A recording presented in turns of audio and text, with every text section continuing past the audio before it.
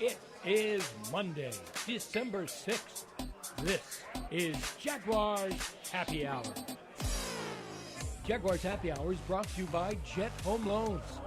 And now, the Dexter Morgan of sports broadcasting, J.P. Shadrick. And welcome in. It's Jaguars Happy Hour on a Monday after Week 13. We've got a busy show ahead. Of course, every Monday, it's Pete Prisco, CBS Sports senior writer. We'll hear from Pride of the Jaguars left tackle Tony Boselli as well, and he is in person this week. We'll review Week 13. The Rams over the Jaguars by 30, 37-7 the final score. Yes, there were offensive issues again. Yes, the defense ran out of gas in the second half. We'll get to social media questions. We'll go around the National Football League. Well, the Rams outgained the Jags by a large margin yesterday. Jaguars did not get over 200 yards of offense. They were under it by just a few yards in the game. Got in a 10-0 hole early. Fought back with a touchdown drive. The defense held them to a couple more field goals in the first half. It was 16-7 at halftime.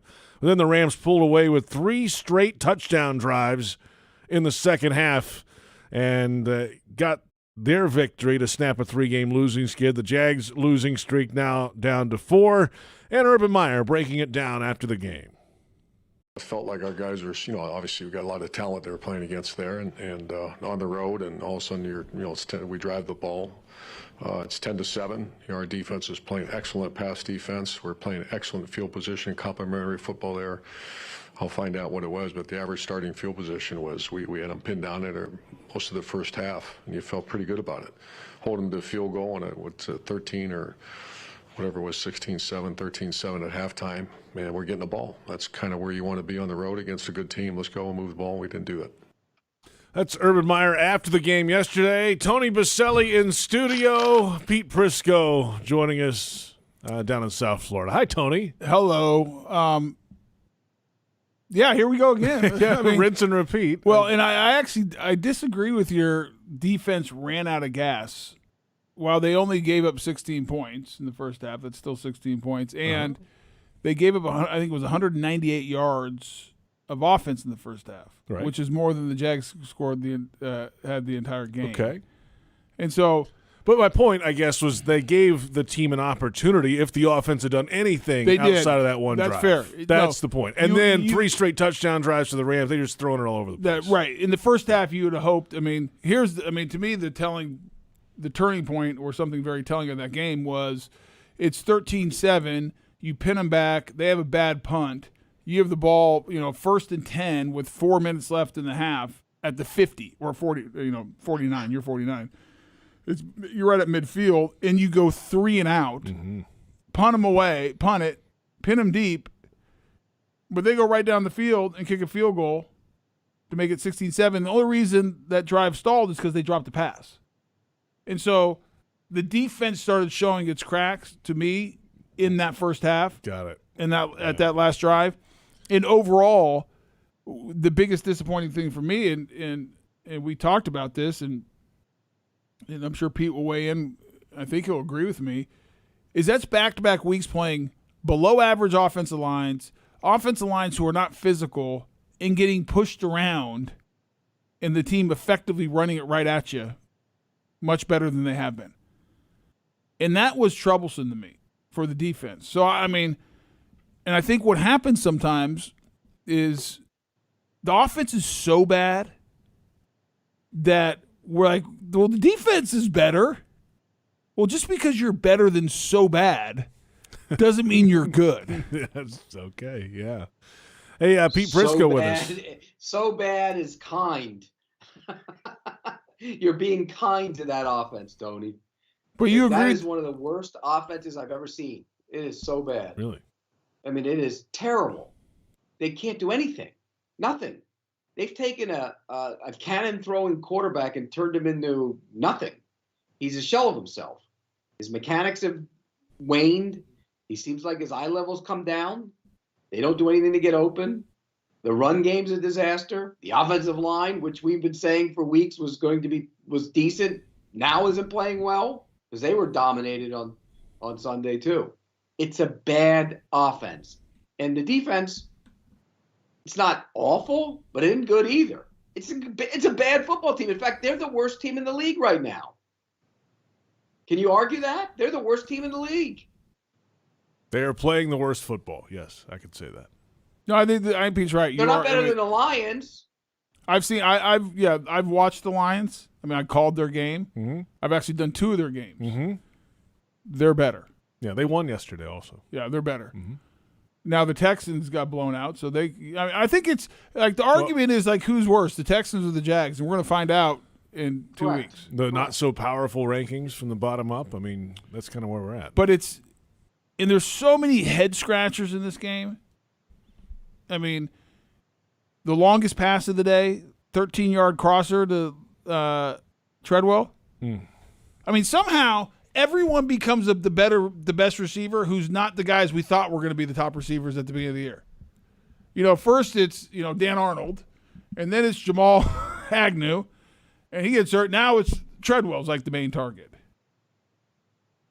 And it's just what was the length of that pass? It was 13 yards? I think it was 13 or maybe it was longer than that.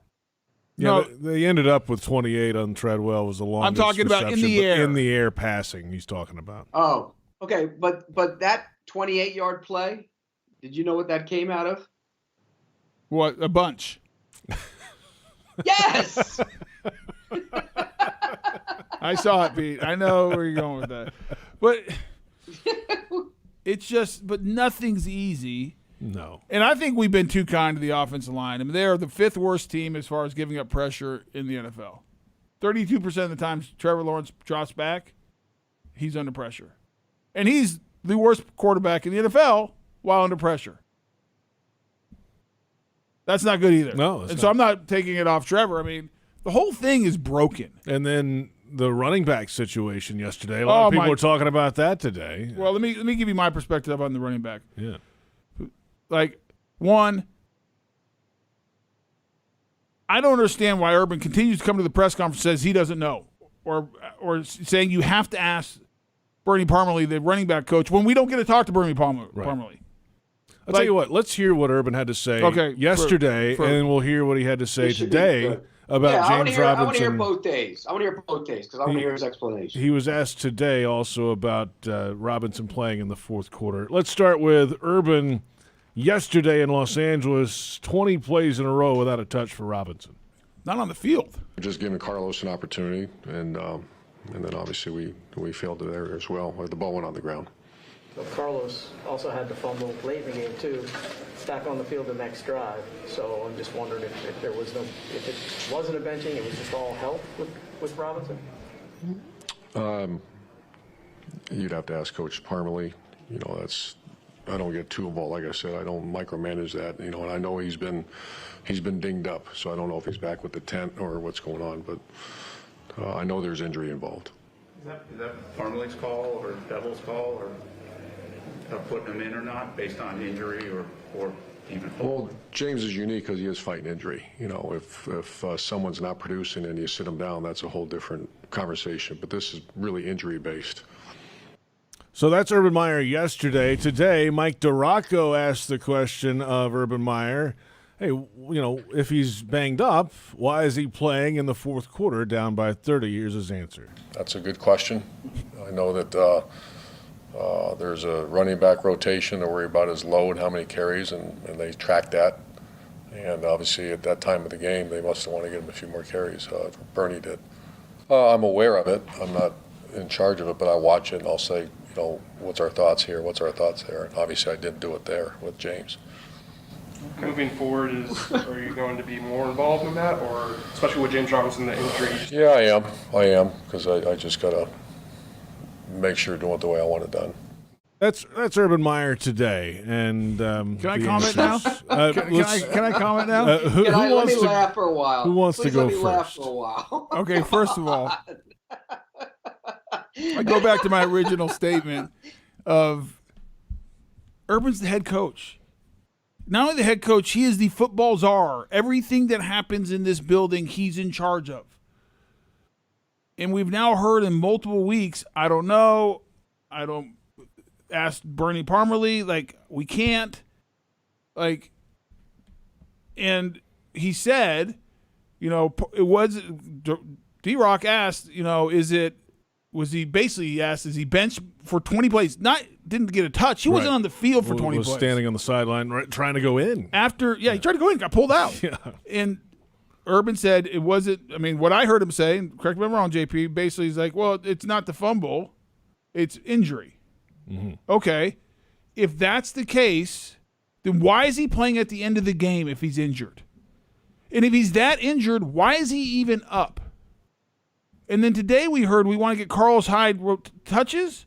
Carlos Hyde, James Robinson, not healthy, is better than Carlos Hyde. The stats tell you that. I'm not taking a shot at Carlos Hyde. It's just a fact.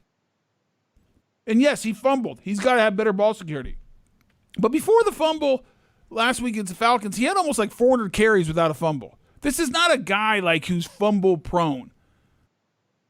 And if I'm not mistaken, I think Carlos Hyde has fumbled as much or more than James Robinson. And he fumbled yesterday. Yes. And he went right back in. The inconsistency that the message it sends, and the bigger issues, they're not very good. But this is indicative of the issues. It just doesn't seem like there's clear communication and a grasp of what is going on. And there's no rhyme or reason. So I don't get it. You can't have it both ways. You either sat him because you punished him for fumbling, and there's a different standard between him and Carlos Hyde for whatever reason, even though James Robinson, I argue, is still your best offensive player. Hurt. And if he's too hurt, then don't put him out there and get him healthy. But you can't have it both ways. In the game. Huh? He should have, in the fourth quarter, he should have said, no, I'm not going in. I'm not going in. Nah, I'm hurt. He shouldn't have been in. I'm hurt. Pete, they never even should have put him in. Well, that's another aside from him playing. I'm talking at the end. In the fourth quarter. They shouldn't even have asked him to go in. No, he should have been. The last series, they were deep in their own end with, a minute left in the game? What the hell were they doing giving him the ball? Why? Nope. I'm not going in. My hamstring's acting up or whatever his injury. What's his injury again? Is his foot? Foot and knee. It's acting up. Yeah, heel and I'm not knee. going in. Yeah. You don't want me in key moments because I fumbled and you're going to put me in at the end? It almost looked like a punishment of sorts. Here, let's let James run it out. But why is he getting punished and Carlos Hyde fumbles and he doesn't? I don't understand the inconsistency. I have no idea. Look, let's be honest about it. They didn't like him from the word get-go. They drafted a guy to replace him. He started this season as the running back because the other kid got hurt. Now, whether they was going to win a job or I was better, he would have won the job. Then he doesn't get any carries in the first couple weeks. Then they realize, oh, no, and they give him carries, and he goes nuts for a couple weeks, and then he gets dinged up, and then he fumbles, and he's in the doghouse when he fumbles, and they don't like him. They don't like him. For whatever reason, they don't like him. And the reality is the kid works his butt off. He's made himself into a good player. It's unfair to him. And they should never have put him back in the game at the end of the game Sunday. That was ridiculous. He should have gone back in. He should have said, no, my injury's acted up. I'm not going back in. But you know what? He's too much of a competitor to say no, and that's why he went back in the game. Well, yeah. The bigger issue, Pete and JP, I have, and I don't know if it's the bigger issue. I guess the frustrating issue. How about that? What just frustrates me is a consistent week in, week out. This, I don't know. Ask someone else. Good question. So you can't talk to assistants? Is that the policy? I don't think the assistants are available to the media, are they? I think I don't know if there's a true policy on that. I've never heard any of it. The coordinators are available once Coordinators must be by league rule. I've never heard a assistant coach speak outside of JP speaking to him on pregame. We have them on pregame radio. I don't know if they're made available otherwise, I must say. Okay, but he keeps saying, ask Bernie. Well, bring Bernie down and they'll ask him. Why didn't somebody say that? Hey, can you go get Bernie? Bring him down here. We'll ask him. I mean, that's the obvious question. Okay, you won't answer it. You don't know, which you should know. Bring Bernie down here. Where's Bernie? Yeah, so Bernie can try and explain it away. It just sends it sends so many wrong messages of I don't know. That's just not in what is Urban known as coming in is like leadership. Yeah. That's why he's not an XO guy. That's not why you hired him. It's building the foundation He's and a the culture. leader, and a culture. all that. Like, Yep. that's what. Overseer. He's the overseer of all of it. When that's what he was brought in to do. That's where he was successful at these great programs he led. And it's sad. It's sad what is happening to this team and the franchise. And I don't understand it. It's like it's season. consistent week in and week. Pete, it's consistent week in, week out.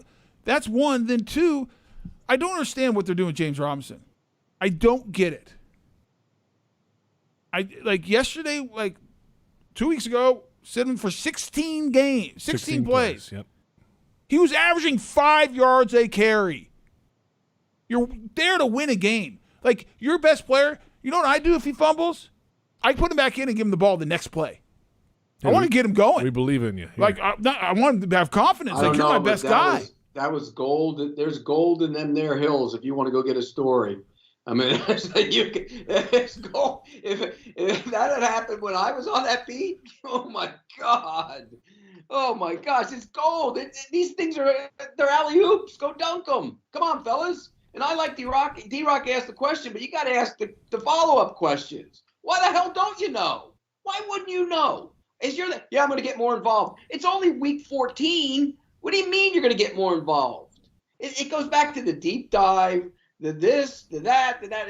It's awful. It's a terrible look. The franchise is in the middle of another garbage season, and the reason of the hope of optimism that we had before the season, a lot of people thought this team was going to be good. They stink, and they don't have any hope right now. Even the quarterback who gave the franchise nothing but hope isn't playing well. They're ruining the kid. Pete, does that lack of hope carry into the future? Well, there's a remedy for it. Let's take a timeout. Plenty of show ahead. Well, no, I mean, it's a cliffhanger. We'll come back. We're going to come back for the thrilling conclusion of Pete's thought. Boy, what a show we have already started today, and what a show we have ahead. Second hour, we'll get your social media questions. A little defensive talk when we come back as well. We are off and running. It's Jaguars Happy Hour presented by Jet Home Loans on the Jaguars Digital Network.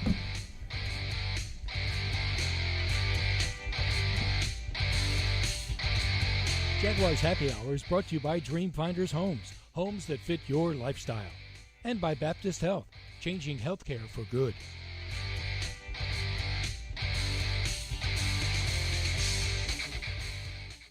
Your family isn't like anyone else's. Your home shouldn't be either.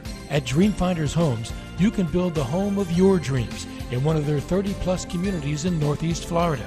Choose from luxury single-family homes or maintenance-free townhomes from the 200s. Dreamfinders specializes in homes built to fit your lifestyle. To find out more, call 904-738-0165 or visit dreamfindershomes.com. Great teams leave it all on the field. But with the powerful towing and payload that Ford F-150 delivers, you can take it all with you, too. No wonder Ford F-Series is America's best-selling truck 44 years straight. The 2021 Ford F-150, built for greatness. Visit your local Ford dealer or buyfordnow.com. Based on 1977 to 2020 calendar year total sales.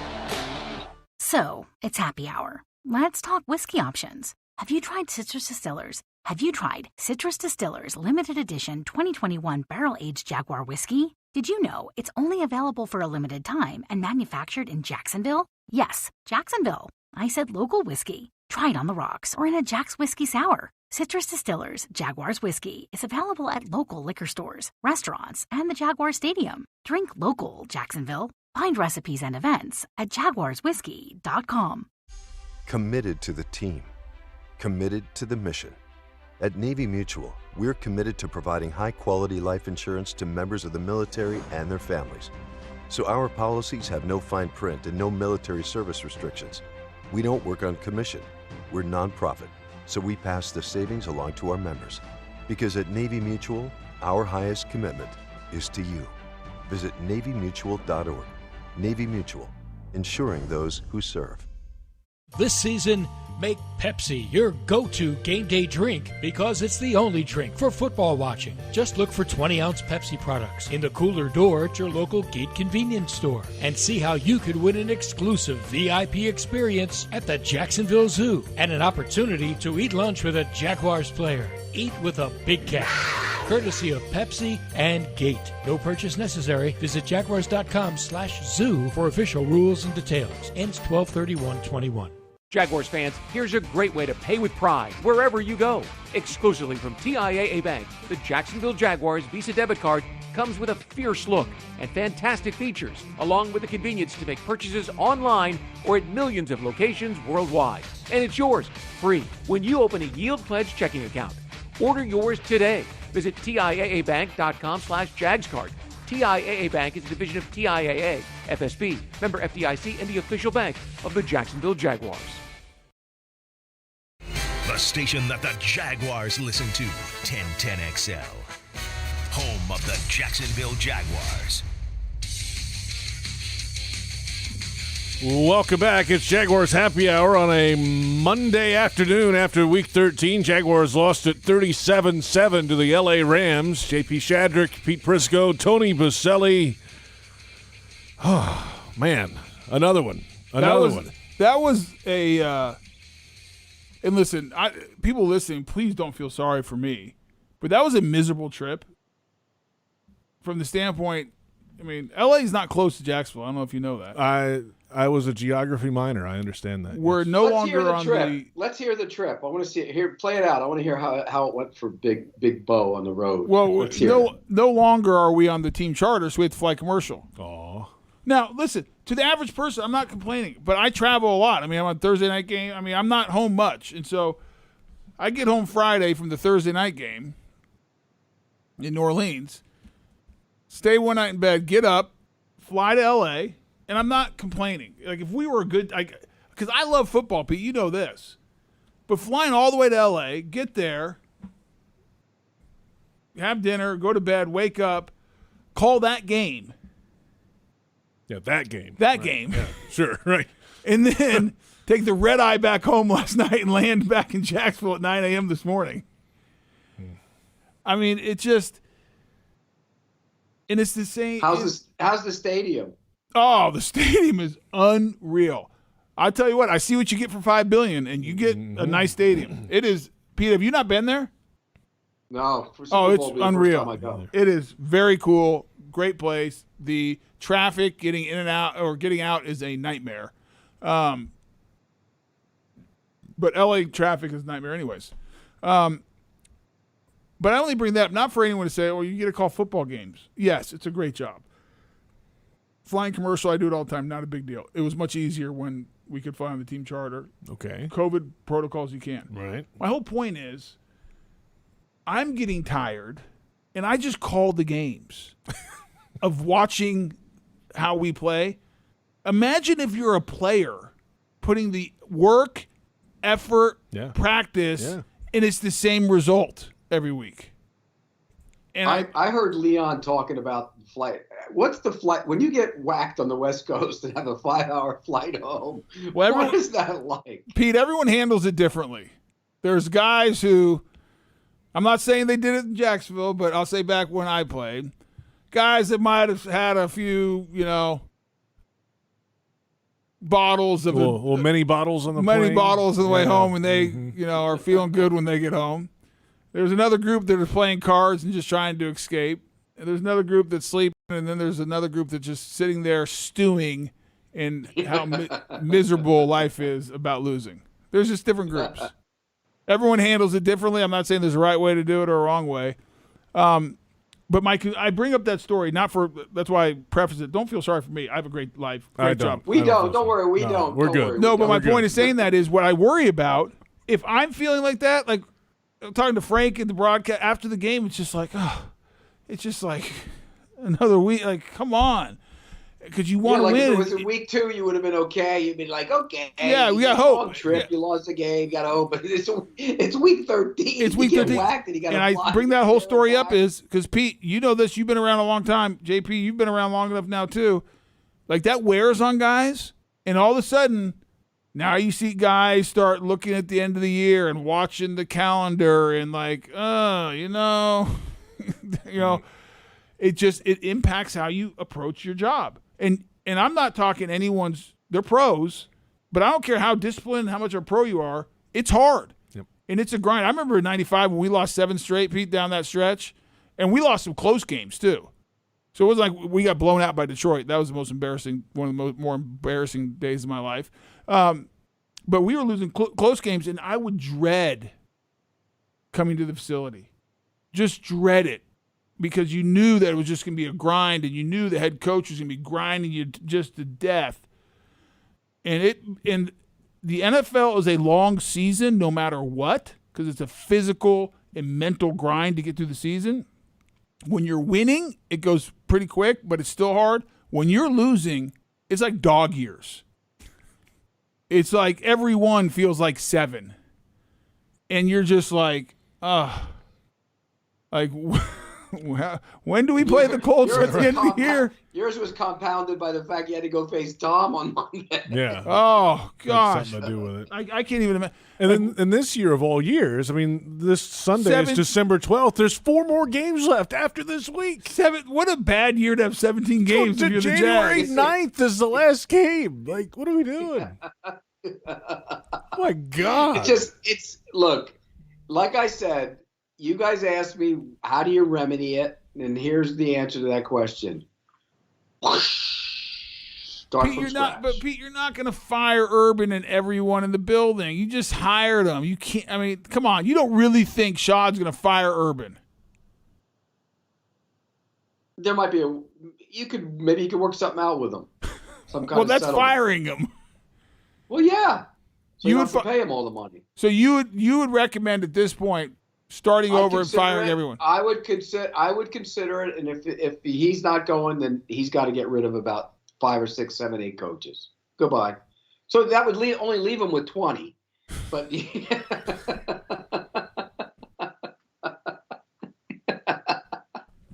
how can the biggest staff in the league not get anybody any better? Has anybody got better? No, the answer is no, Pete. I mean, there's somebody had to get. You know who got better? And he got hurt. Tyson Campbell got better. I think Ben Barch has gotten better. Until yesterday. Well, he was dinged up, dreadful right? yesterday. Wasn't he dinged up yesterday? He played better than Norwell. Norwell was bad. Woo, he was bad. He played better than Norwell. They were both bad. And quite frankly, nobody was any good. None No, of the linemen He were lost any by 30. Here's the thing. I was thinking about that today, Pete, watching the tape. I'm like, okay, who played well on offense? Nobody. Maybe Treadwell, a couple nice catches. Yeah, okay. Yeah. But, nobody. And then let's go to the defense. Who played well on defense? The leading tacklers were all in the secondary. That's bad news. Tyson Campbell was playing okay before he got hurt. Okay. Who else? He's got better. He's one guy that's gotten better. Yes. You know who was the Jaguars Radio Network player of the game after the game and the post game? Me? Logan Cook, the punter. That's not good. Not good. Nothing like getting Cooper Kupp on Wingard in one-on-one. Yeah, that's not. Oh, boy. That doesn't go well. Well, and here's the other thing: is we look at the tackles, and there's one name that is missing there that was absent yesterday, and he's absent on the stat sheet that we're looking at right now. Shaq Griffin. Josh Allen. No, he was on the field, but he was absent. Josh Allen. Josh Allen. Ah, yeah. The Whitworth. I didn't watch the defensive tape yet. The Whitworth Dominator. Here's the thing, Pete. Have you watched Whitworth this year yet? Yeah, he hadn't played it up to expectations for sure. He is 40 years old. He looks 40, and I like Andrew Whitworth, and he's had a great career. He's 40 this coming Sunday. Okay, he'll be 40. Mm-hmm. Right. He can't bend his knees. He can't move. And I've watched teams like the Packers just physically just got after him. And I thought going into this game was like, okay, Josh has been playing well. Yeah, yes. Like, get a good rush plan, speed him, go speed to bull. Like, you're going to give him fits. And it was the worst rush plan I've seen. And he did nothing. And Witt was blocking him fairly easily. And Witt hasn't blocked many people fairly easy this year. This is not Andrew Whitworth 5 years ago when he was in his prime. Josh Allen finished with 2 assists. That's it. Yeah. He's one of your best players. What was his game last year? Last week it wasn't great either. Well, Right? Yeah, but Pete, he's one of your best players. You have to dominate a 40-year-old left tackle. I agree. Hey, I think he had the little run where he got hot, and then what was last week's numbers for him? He wasn't that great either, if I remember correctly. Right. Yeah, it tailed off a little bit. Last week he had 3 tackles. That was it. 2 solos, 1 assist. The week before that he had 10 tackles and a tackle for loss and a forced fumble. So the last 2 weeks, when he was building to maybe even being, a potential Pro Bowl player, that's right, gone, off the rails. And here's the other thing, Tony. You watched it. The guys they signed in free agency, and don't get me wrong, free agency never cures all your ills. It just doesn't. If we went through all those guys that they signed in free agency and put a grade next to where they're at, what would that grade be for each player, and what would the overall grade be on free agency? You're the guy who likes to grade people. I mean, that's your. Because think about it. Because remember, leading into the offseason, got all the draft picks, got all the money. They can go get guys, fix things. What have they fixed? So we were talking about this in the booth yesterday, and JP and I talked about it in the break, Pete. Is this team worse than last year's team? Boy, that's a good question. Yeah. Well, let's. Well, they're better. Don't you think they're better on the defensive line? Okay. I'm saying overall. And when we come back, I'm just going to read. The corners are better. You're missing my point. When we come back, I'm going to read. I'm going to read some numbers for you, Pete. Oh.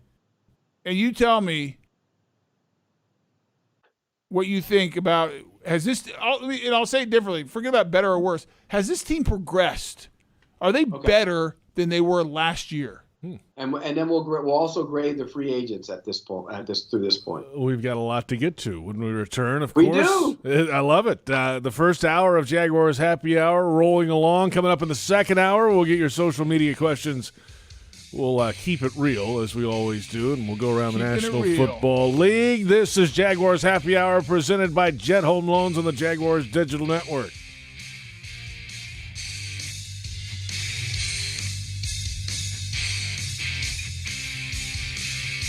Jaguars Happy Hour is brought to you by TIAA Bank. Turn potential into progress. And by Publix, where shopping is a pleasure.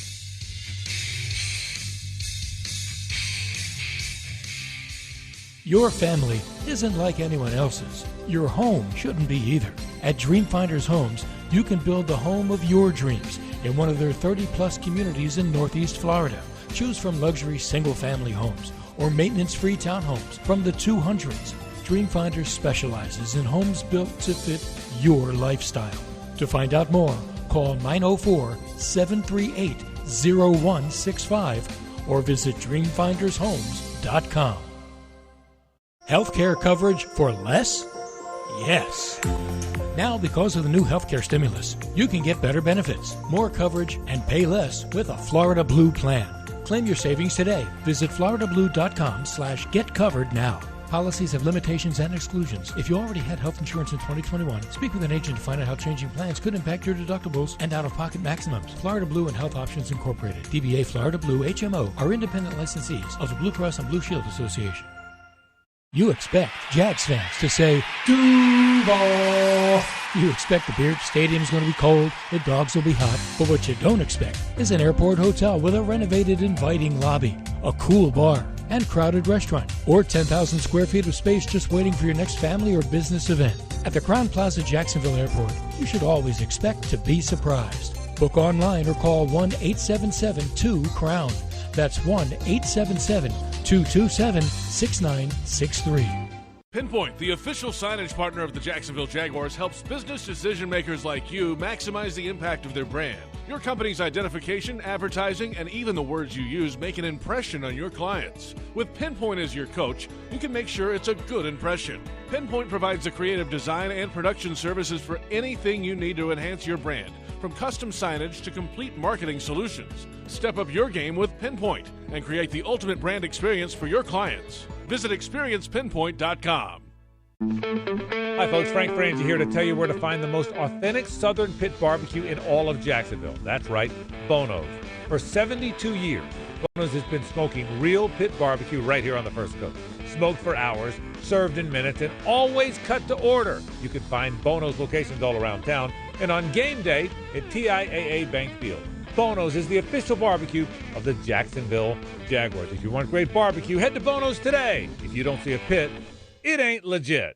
Scrubbing soon to a location near you. You know and love the Scrubble Stars at the Town Center, Fleming Island, and Atlantic Beach. Now get ready for 4 new locations scrubbing soon this year, featuring Kernan, San Jose, Racetrack Road, and Oakleaf. Give your car the glitz and glam it deserves at the best car wash in town with free car prep, vacuums, window cleaner, and more. You can also catch us at every Jags home game and cool down at the Scrubby's Misting Arch. Drive in to see us now and in the future at our scrubbing soon locations. Scrubbles, trust the bow tie. You'll know quality once you arrive. Mike Dempsey and Fat Tony. Jaguars Today. All Jaguars, all NFL, all the time. 10 to noon weekdays on 1010XL.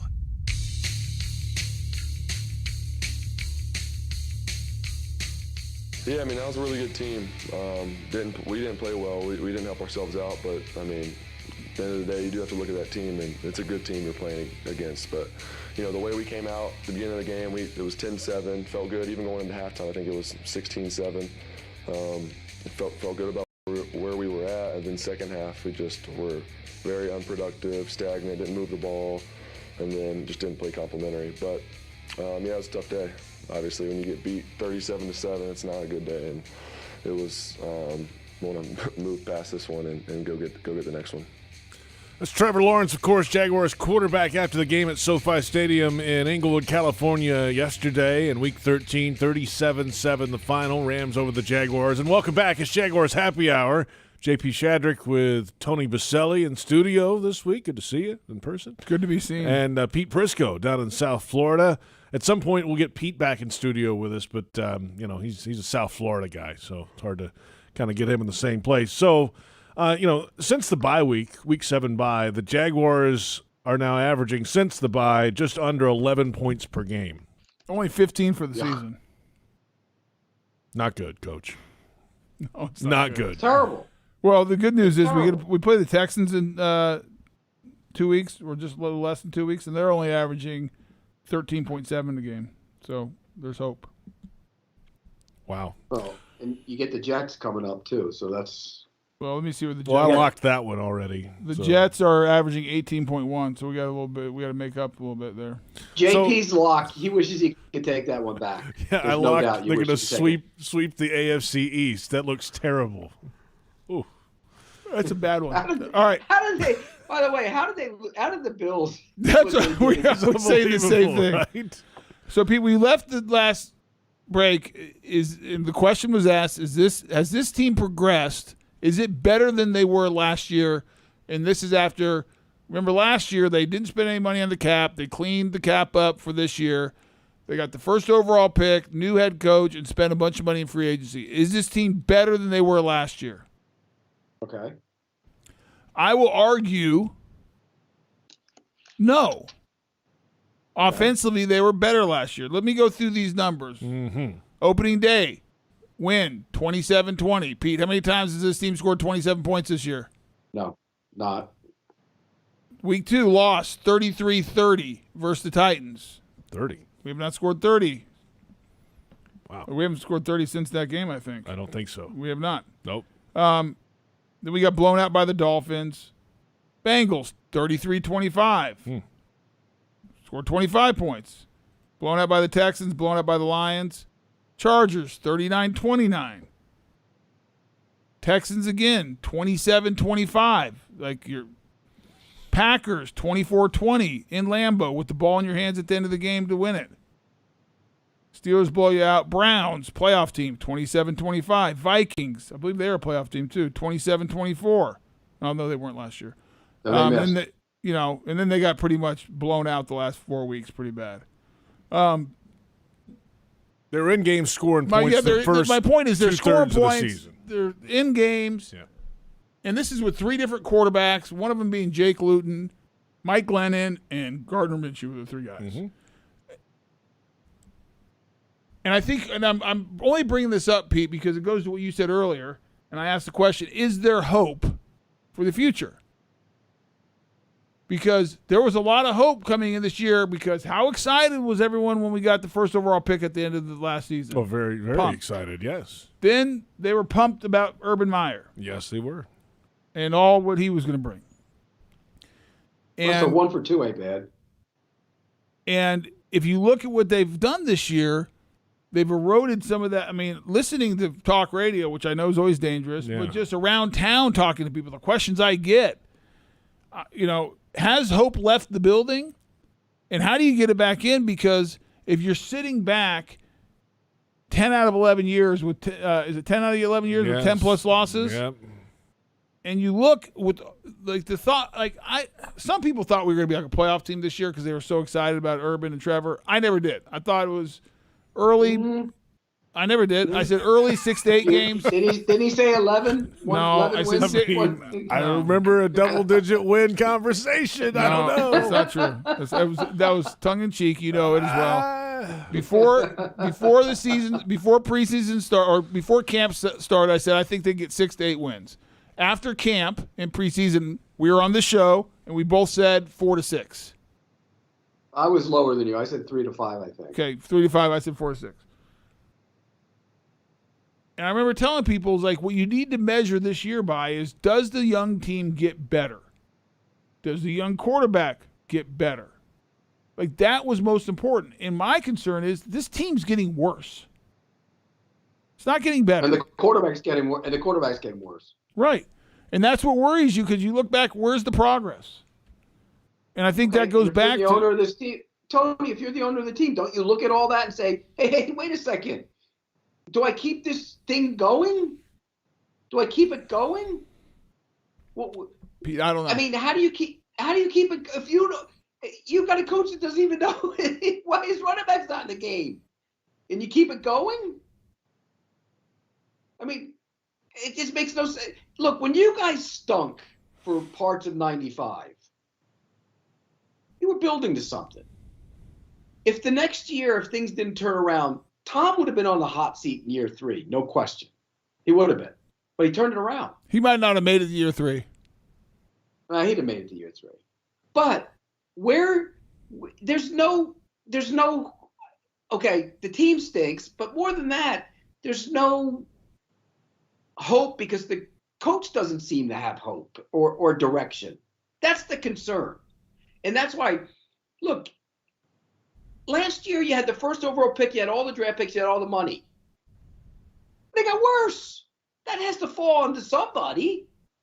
Yeah, that's my point. Last year it was on purpose not to spend money, clean the cap out, get ready, build the foundation. They did it. You could argue it worked. This year they spent money, got first overall pick, and where's the progress? And that's if it wasn't about money, would you fire him? Okay, let me ask you that 100%. If there wasn't a big money hit to get rid of him, would they get rid of him? I don't think so. For what reason, though? For embarrassing yourself by hiring him in the first place? I think stability. Is that a stable team? Is that a stable team right now? I'm just telling you. Ask yourself that. Pete, I'm not arguing whether was the right choice, wrong choice, or the right choice to fire him or not fire him. That's not my point. You asked me from an owner's perspective. I think as an owner, you have to look at the overall franchise and in this, what message are you sending to the organization, also to future coaches that you hire. And so I think it's right, or you're not going to do it. At some level, I'm sure Shad would like some stability in the organization, in that I'm sure he's frustrated, but I also think he's probably like, okay, this dude won a bunch in college, won a bunch of nationalities. He's going to figure it out. I think that's what he's probably thinking, in my opinion. I don't know this. And based on that, I don't think you fire him after 12 games. Look, there's a lot of people out there that blame Dave Caldwell for the roster, and I get it. There's some bad picks made. There's no question. But if you evaluate, I talked about the free agents and the draft picks in this class. If you evaluate this first group, they're not very good. I mean, think about it. Their marquee offensive signing was who? Trevor Lawrence. No, well, the draft pick. I'm talking about free agent signing. Oh, Marvin Jones. Marvin Jones Jr. Yep. That's a terrible signing. He's been a grade A bust with a capital B. And that's because you signed an old, aging receiver who doesn't run. They got Manhurts, too. What has he done? I'm just telling you the free agents they signed. They said he was going to be the best blocking tight end in the league. He's not even He's not even a better blocking tight end than the other guy on his own team right now. So that's a bust move as well. So Shaq Griffin, good signing or bad signing? Good. I agree.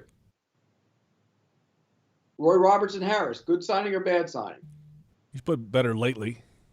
Good signing or bad signing? That's not the answer. I'm going to say incomplete at this point. I'll give it a C+, just above average. Rayshawn Jenkins. I ain't good. Philip Dorsett. Yeah, he's not here. What happened to Philip? I forgot about him. He was here. He was here. Carlos Hyde. I mean, come on. Hey, all right, look, we need to take a timeout. Jihad Ward. Was that a good signing? Pete, I get your point. Your point is made. Yeah. Point is made. Rudy Ford. Good signing. He's been good. And Jamal Agnew ended up being a good signing. He did. Rudy Ford might be one of your best free agent signings. Guys, if you put in what you paid for him and everything. Right. Let's take a timeout. We'll come back. Plenty of this ahead in the final moments of the opening hour. Then we'll get to the second hour of Jaguars Happy Hour. Go through the top news of the day. What are you laughing at? Top news? Top news? I don't know. The Jags lost yesterday. Are we going to play the press conference again? I don't think so. Unless you want to hear it again. I just want to hear Pete's response again. We might just do it for that. Yeah, I want to hear Pete. So, back with more in just a moment. Veterans, choose VA for the benefits you've earned. Visit choose.va.gov. It is Jaguars Happy Hour presented by Jet Home Loans on the Jaguars Digital Network.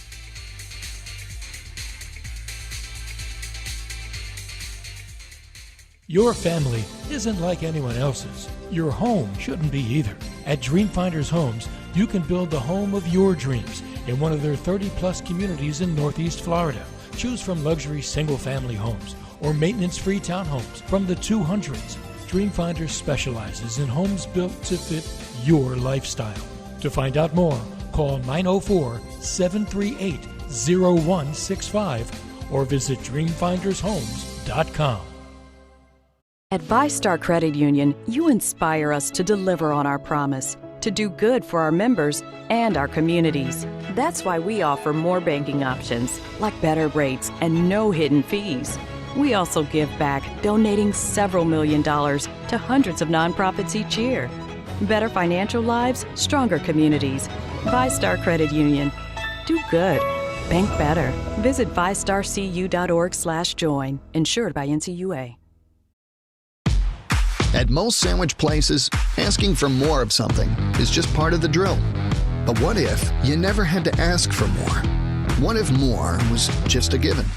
At Daly's, more is what our sandwiches are built on. More meat, more cheese, more veggies, more quality, more taste. All for a price that's anything but more. Sandwiches from Dash, made fresh. Daly's. Everyone's so busy keeping up. Forget about the Joneses. We all on our telephones with the texts and the tweets and the beats. What he said, she said, can't even follow the thread. Down the hole, we all go. Me, I like keeping up too, with my Corona and my attitude.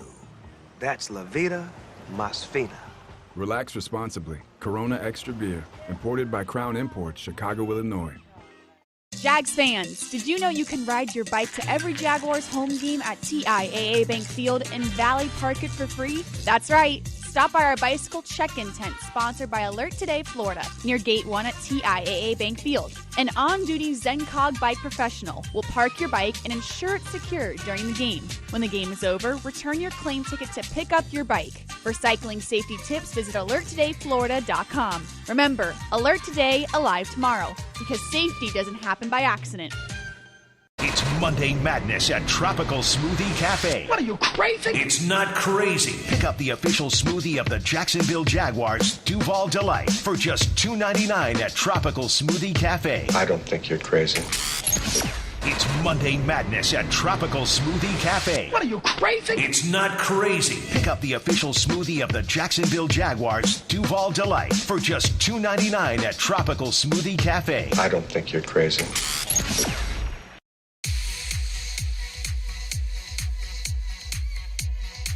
Welcome back. It's Jaguars Happy Hour, and the inaugural Jacksonville Barbecue Festival is bringing the best barbecue in the nation to Florida next weekend, December 10th through 12th, here at TIAA Bank Field. Award-winning brisket, ribs, burn-ins, and more. Enter for free and pay as you go, or go hog wild with a VIP pit pass. That'll give you 2.5 hours of all you can eat and drink. Visit bbqfestjax.com. JP Shadrick, Pete Prisco, Tony Boselli is making his way back into the studio. Let's take a look at the AFC South standings, of course, entering Week 13. You probably know them by now, of course.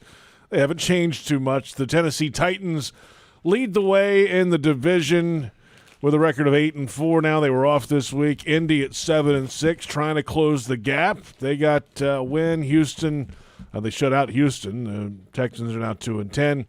The Texans are officially eliminated from the postseason after yesterday. The Jaguars could be eliminated tonight if the Bills win or tie. They would be officially So out. we can't talk about the draft until. I know. So we got to wait until that officially happens. Let's go Patriots. Come on, Patriots. Mac Jones. We're still in it. So if the Patriots win, we're still in it. Mathematically. They can make a run. They can make a run. They could. They can win games 6-3 the rest of the way and make a run. It only takes 1 point, Pete. Only takes 1 point more than the other team. What about power rankings? How are we doing the power rankings? Oh, God. Brutal. That's how the standings are. It's how the power rankings are. Yeah, Is Indy? They have a chance to do this? Well, they're 3 games back with 5 to go. Well, they only have 4 to go. Good luck. I don't think so. Even with all those guys out in Tennessee. So let's just play this out. Let's say they run the table. Let's look at their schedules. Well, Tennessee has one this week to get to 9. Okay, and don't they play Houston again too? Stand by. So, yeah. I got you. So here's Tennessee coming up. Bye week this week. Jaguars in Week 14 at the Steelers, home against the Niners, home against the Dolphins, at the Texans. Yeah. So let's just say, let's say they beat us and the Texans. Right, so that's 10 wins.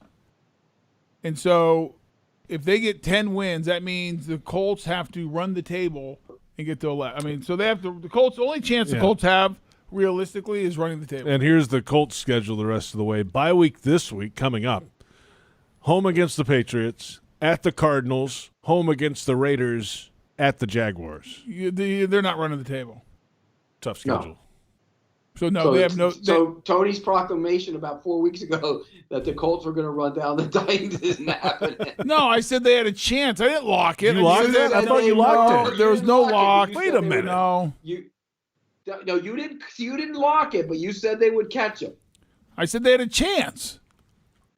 JP? Everybody's got a chance, I guess, right? I mean, I think he locked it, Pete. JP, I don't know if he locked it, but he said they would do it. No. Yeah, he said they'd walk him down. I didn't No. know. He did. Well, you're wrong. The Colts are going to make the playoffs, though. They're going to be 10-7. They'll be in the playoffs. Yeah, I think they will too.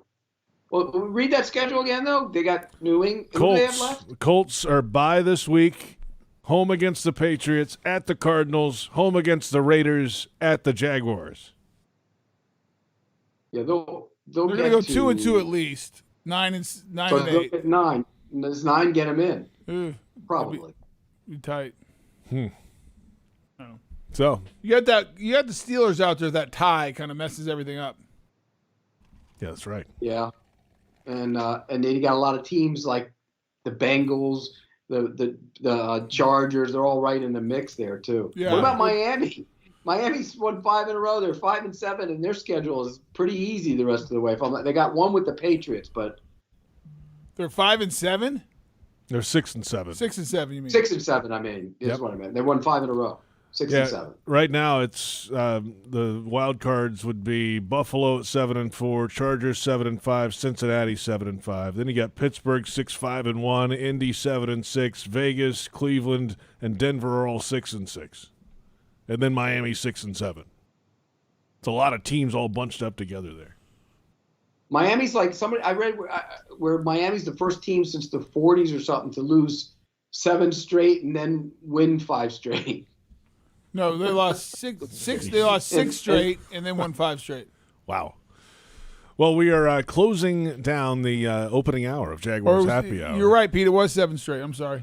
Well, 7 straight. Yeah, they won their opener. They went 1-7 and then won 5 straight. 1 hour down, 1 hour to go. You gonna be awake through this, Tony? Are you Listen, okay? I got an hour and a half sleep last night on that plane. It was not good sleep. It's better than 0. First class. You were in first class. Stop. Right. Yeah, but it was not like a lay down first class. I got an hour and a half, and I woke up in that hour and a half, like, my shoulder hurt so bad. You're not feeling sorry for me, are you? Nope. Yeah, I'm not. Okay. Second hour of Jaguars Happy Hour coming up. My wife does. In just a moment on the Jaguars Digital Network.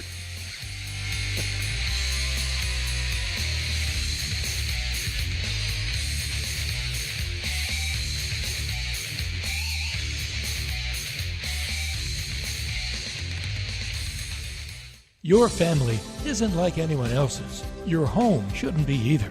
At Dreamfinders Homes, you can build the home of your dreams in one of their 30-plus communities in Northeast Florida. Choose from luxury single-family homes or maintenance-free townhomes from the 200s. Dreamfinders specializes in homes built to fit your lifestyle. To find out more, call 904-738-0165 or visit dreamfindershomes.com. The Land Rover Defender story began with the simple thought of creating an exceptionally capable off-road vehicle, becoming the go-anywhere, do-anything all-terrain machine. Today, there's a new Land Rover Defender, the toughest and most advanced Land Rover vehicle ever. From the beginning, Land Rover knew the new Defender was capable of great things. Motor Trend's 2021 SUV of the Year is just the latest example. Test drive the new Land Rover Defender today at Land Rover Jacksonville on Atlantic Boulevard, or go to LandRoverJacksonville.com. Land Rover, above and beyond. This season, make Pepsi your go-to game day drink because it's the only drink for football watching. Just look for 20-ounce Pepsi products in the cooler door at your local Gate convenience store and see how you could win an exclusive VIP experience at the Jacksonville Zoo and an opportunity to eat lunch with a Jaguars player. Eat with a big cat. Courtesy of Pepsi and Gate. No purchase necessary. Visit jaguars.com/zoo for official rules and details. Ends 12/31/21. So, it's happy hour. Let's talk whiskey options. Have you tried Citrus Distillers? Have you tried Citrus Distillers Limited Edition 2021 Barrel-Aged Jaguar Whiskey? Did you know it's only available for a limited time and manufactured in Jacksonville? Yes, Jacksonville. I said local whiskey. Try it on the rocks or in a Jack's Whiskey Sour. Citrus Distillers Jaguars Whiskey is available at local liquor stores, restaurants, and the Jaguar Stadium. Drink local, Jacksonville. Find recipes and events at jaguarswhiskey.com. At VyStar Credit Union, you inspire us to deliver on our promise, to do good for our members and our communities. That's why we offer more banking options, like better rates and no hidden fees. We also give back, donating several $1 million to hundreds of nonprofits each year. Better financial lives, stronger communities. VyStar Credit Union. Do good. Bank better. Visit vystarcu.org/join. Insured by NCUA. It's time for sunshine and summer showers, so it's more important than ever to make sure you call Crystal Clean for all your waterproofing needs. Waterproofing can extend the life of your building by keeping water outside where it belongs. And that Florida sun can beat up your business's paint job. Crystal Clean's painting services can bring your building back to life. From waterproofing to painting, schedule Crystal Clean today. Call 904-220-3337 or go to crystalclean.com. You don't have to worry when it's crystal clean.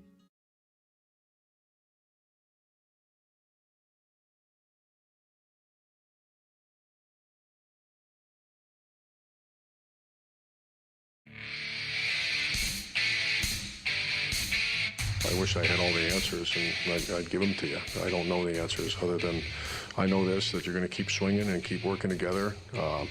Is there a confidence issue? Anytime you're not successful at something, that's something we've got to fight through. Confidence is a result of success, and right now we're struggling with that. That's head coach Urban Meyer, of course, after the game in Los Angeles yesterday. And welcome back. It's the second hour of Jaguars Happy Hour. JP Shadrick, Tony Boselli, Pete Prisco. The Rams over the Jaguars 37-7. Jags found themselves in an early hole again. The opening kickoff returned 65 yards. Set up an early field goal for the Rams. Then on the second offensive play for the Jags, James Robinson fumbled. 3 plays later, it's 10-0 Rams. Jags fought back, though, with a 13-play touchdown drive and got within 3 points.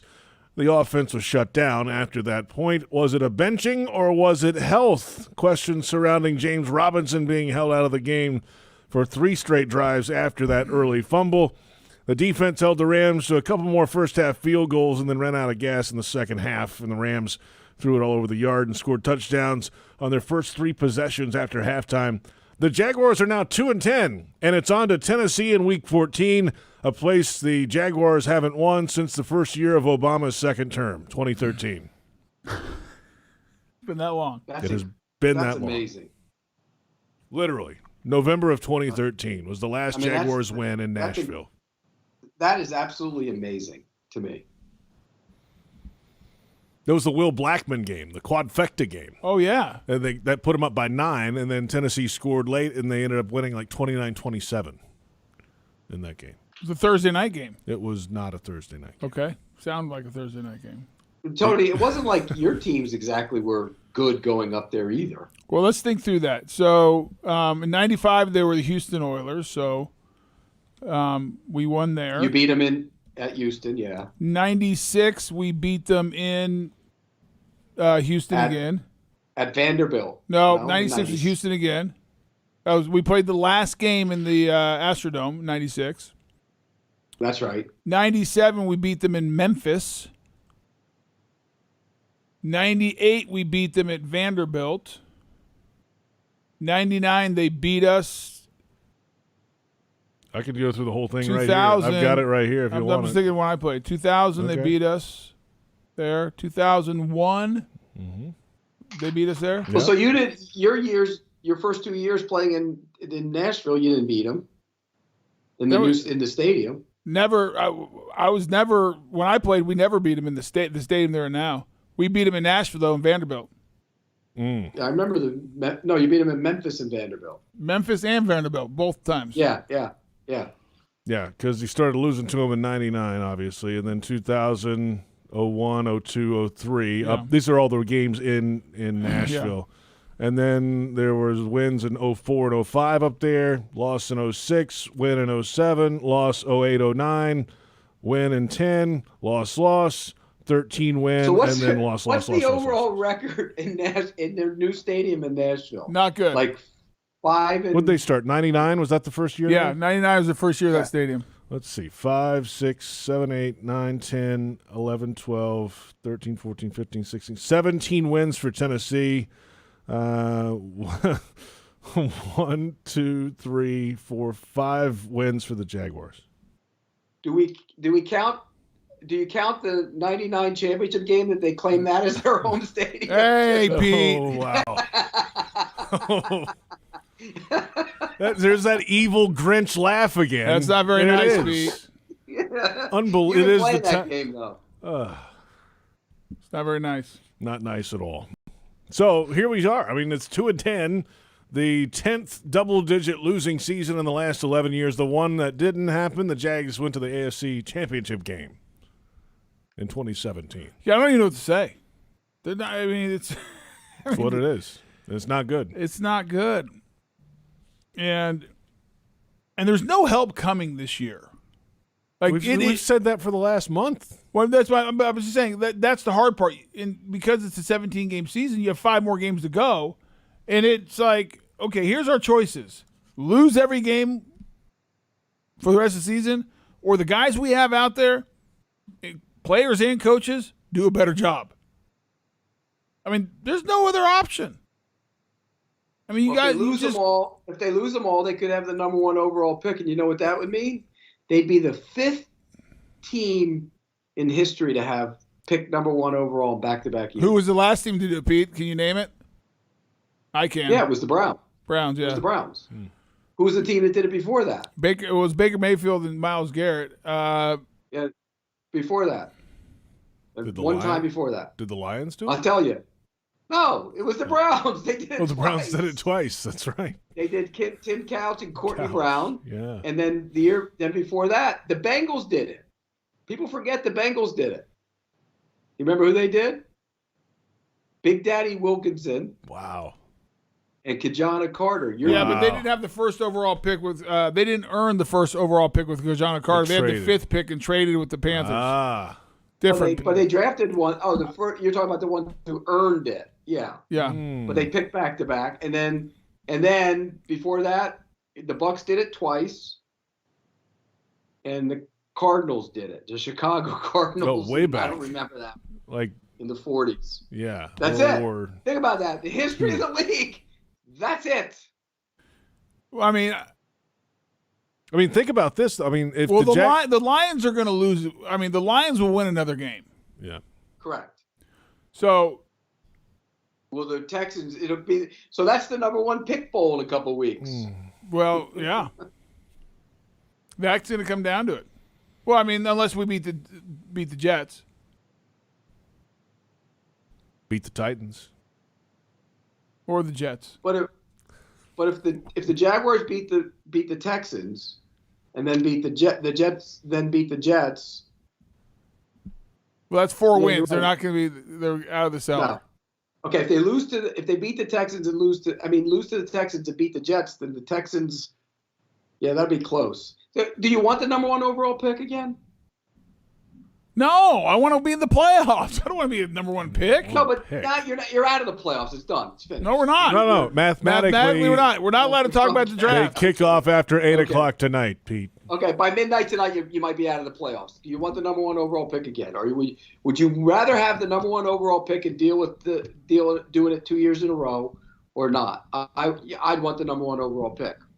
Yeah, if you're going to be bad, you might as well get the best pick you can. But who you? I mean, I'm not asking. Who do you take? I know. Oh, you almost went there, Tony. I'm not asking. You made him walk right into it, Pete. Do you take the pass rusher from Oregon? Do you take the pass rusher from Michigan, or you trade back and maybe take one of the wide receivers? What do you do? How many picks do I get if I trade back to, let's say, 6 or 7? You get an extra 2 and maybe something else, like a 3 or a couple 3s, something. Take the picks. I know you would. I did see this, though, which is interesting. Like the Jets and the Giants have back-to-back picks at the moment in the top 10, both of them. And the Eagles have 3 picks. The Eagles will have 3 first-round picks. Right. That's crazy. I might take that Hutchinson kid, number 1. Yeah, but Tony, and I know we don't want to talk draft all the way, but here's I like him a lot. He's really good. But he's so technically sound that you wonder when he gets to the NFL, is he going to be that? You know what I mean? It's like the big kid in high school that dominated, but then he got to college and he met everybody that was the same as him. You know what I mean? Like there's always guys with the higher athletic ability upside. But I've heard he's a great athlete, Pete. I heard he has like a 36-inch vertical, 4.6 40. Yeah, he's a good athlete. He reminds me of J.J. Watt. I mean, he does. Well, I mean, he's 6'6", 260. Remember Bosa coming out of Ohio State had great technique, and that was the book. It's like, is he just a technician because he had such great hand use? It translated pretty good. Yeah, I look, as much as Jamison Williams would look great, if you can get a pass rusher that can dominate, you got to take the pass rusher. Oh, without a doubt. Quarterback. But then you got to work back in and get a receiver. Yeah, you got to. But Pete, you know this as well as I do. You get a quarterback, you protect the quarterback, you affect the quarterback. I agree. Well, and that begs the question about this offensive line. Is Cam Robinson a slam dunk to come back now? Well, you can't fix everything. I mean, here's the problem. Well, it's going to come up. The left tackle is going to come up no matter what because it's a 1-year deal. I mean, I think you got to sign him. I'd probably franchise him again. That's what I would do. You've switched. You've switched on that one a little bit. You 3 weeks ago. You're giving him a deal, give him a deal, and now he's tagging him again. I guess I'll tag him. Lately. Well, I mean, he's been. I mean, he's okay. He's good, not great. What do you? The problem is, oh God, you're settling again. Here's the problem you have. Is how many positions of need did you address in this past draft? Like, where you got guys that you say, okay, they're starters, and we're going to build around those guys. Quarterback. Campbell. Okay, quarterback. Who else? Campbell. Tyson Campbell. Tyson Campbell. Okay, who else? That's it. That's it. You got to get more than just two guys you can build around in the draft. That's part of the problem. Especially when you've missed on the draft so many years in a row. This is a serious question. Oh, here we go. Mr. Offensive here we go. Can't wait for this. Could you see a scenario where none of them are starting next year on that offensive line? None of the current 5? Correct. No. Because Ben Barch is going to start. He played terrible yesterday. I thought. But he'll be a starter next year. And he had problems with Grady Jarrett last week. Okay, I'll give you Ben Barch. But you could see a scenario where 4 of the 5 might not be starting next year. I think Jawan Taylor, because he's the right price tag and you can't fix everything, I think he's starting next year too. Wow, man. But there is definitely a chance that 4 of the 5 could not be starting next year. But Pete, if you do that, which means this, Tony, that the 5 who started the season won't be starting.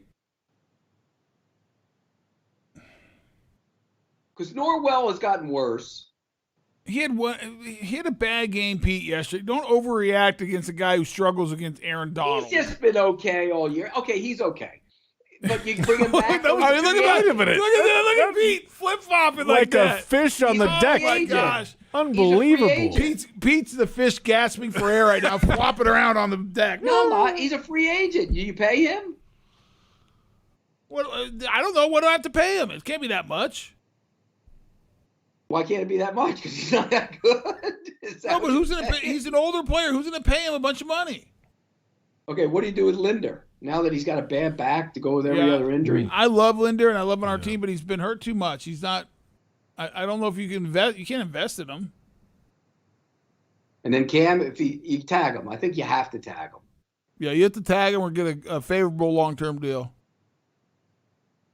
So, quite possibly, bare minimum, probably three of 5 are going to be new. I think 2 of 5. What do you do with Walker Little? I don't know. Well, you drafted him in the 2nd round. I didn't draft him. You didn't, but he should be. If you draft him in the 2nd round, that means you think he's going to be starting in year 2, does it not? Yes. Should they put him out there the rest of this season? Put him where? Where? Somewhere. Get him on the field somehow. Somewhere. Where? Where do you want to put him? He's not as good as Cam. Right tackle? Can he run routes? He's not as good as Cam. He's athletic, I'll say that. And I've only heard this like anecdotally that he's struggled in practice a little bit at right tackle. Okay, all right. That's all I've heard. Okay. I don't know if that's true or not. I mean, they see it more than we do. We're not out there. So, I mean, there's got to be a reason he's not out there. My guess if he can make them better, he'd be playing. That's right. Can Cam Robinson play guard? Then who are you going to play left tackle? Walker Little, or Will Richardson has some time. He's a better tackle than Walker Little right now, Pete. Why would you move the better left tackle to guard? I would. What about maybe next year? What about Walker Little playing guard? You said you think he's got the frame and the technique and everything to do it? As much as Cam, the dude's have you seen how big Walker Little is? Yeah. He's a big dude. Why don't you just draft basically, guards? They need a new center. Well, I mean, look at Kansas City flip their entire offensive line. And the question is this, and I'm asking this because I'm saying this with all sincerity. Are they that much better? The O-line, no. No. Well, that center's really good. Yeah, center's good. The right guard's Mauler. The left guard's solid. He's good veteran. The tackles have been bad. Bad. So, some work to be done, it sounds like. We've got Pete going from a whole new offensive line down to like 2 new guys. Yeah, I got a whole new offense. I'm starting from scratch. We're gonna call him Pete Fish Prisco, flopping around like a fish on the deck. No, I'm not. I didn't flop one bit. He's a free agent. Flip flop. Throw him back. Yeah, we please. need to do. Let's come back. We're going to keep it real. Keep it real with Bob. Robert. Bob Mondavi. Your time's coming, Robert. When's Mondavi sending us some vino? I need a little red wine. Clock's ticking. He needs that quickly, too, because he's got to give it out for Christmas presents. Yeah. So hurry up, Bob. Checking the watch over here. Jaguars Game Day Radio is brought to you by ViStar Credit Union. Do good, bank better, and it's Jaguars Happy Hour on the Jaguars Digital Network.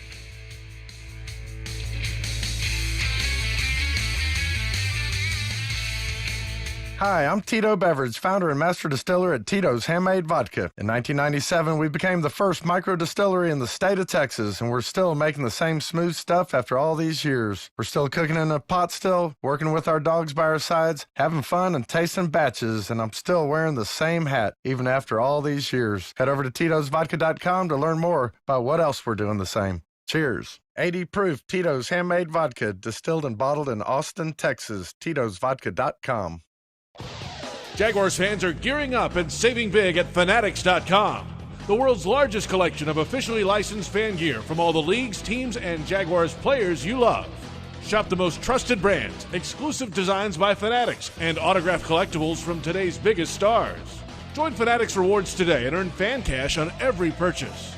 Shop now and get today's special offer. Fanatics.com, officially licensed everything. Introducing Ultimate Jags, the free-to-play, next-level fantasy football game.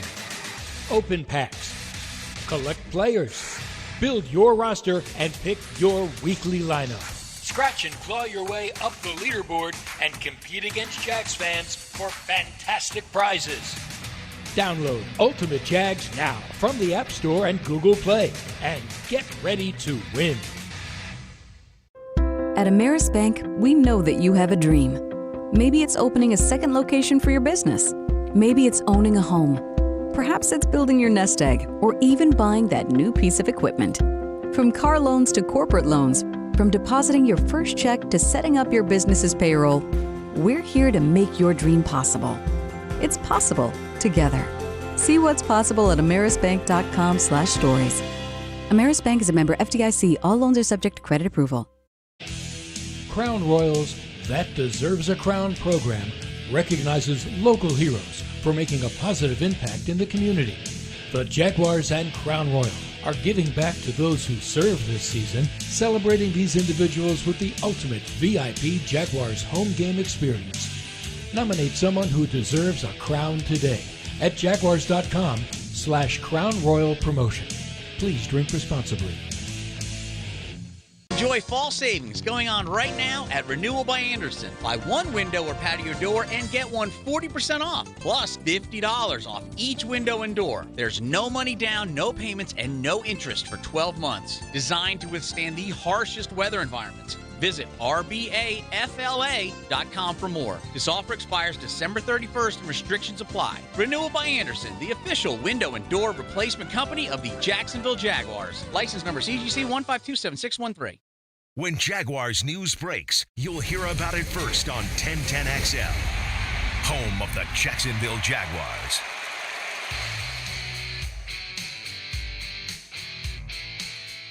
There's not much to say. I mean, after a similar message like San Francisco a couple weeks ago, we got a lot more than that, and just didn't play well, and kind of saying the same thing. But we got a lot more to offer than that, and we got to do better. We got to figure it out. Obviously, if we knew the answer, we'd be doing it, but got to keep plugging away. Go back to work this week. Got to get better. I mean, because that was especially offensively. I thought the defense did a really good job early, and then we had a good drive. Moved the ball down. I think it was 14 plays, 12 plays, something like that. But then after that, just couldn't get anything going. We got to play better. We got to move the ball. Got to make plays, and trying to figure that out. There's the quarterback, Trevor Lawrence, of course, after the game in Los Angeles yesterday. 37-7 Rams over the Jaguars. Jags fall to a record of 2-10 on the season. And this is Jaguars Happy Hour. JP Shadrick, Pete Prisco, and Tony Boselli. And it's time to keep it real, presented by Woodbridge by Robert Mondavi. Open up a winner today. Real Ingredients award-winning wine by Robert Mondavi.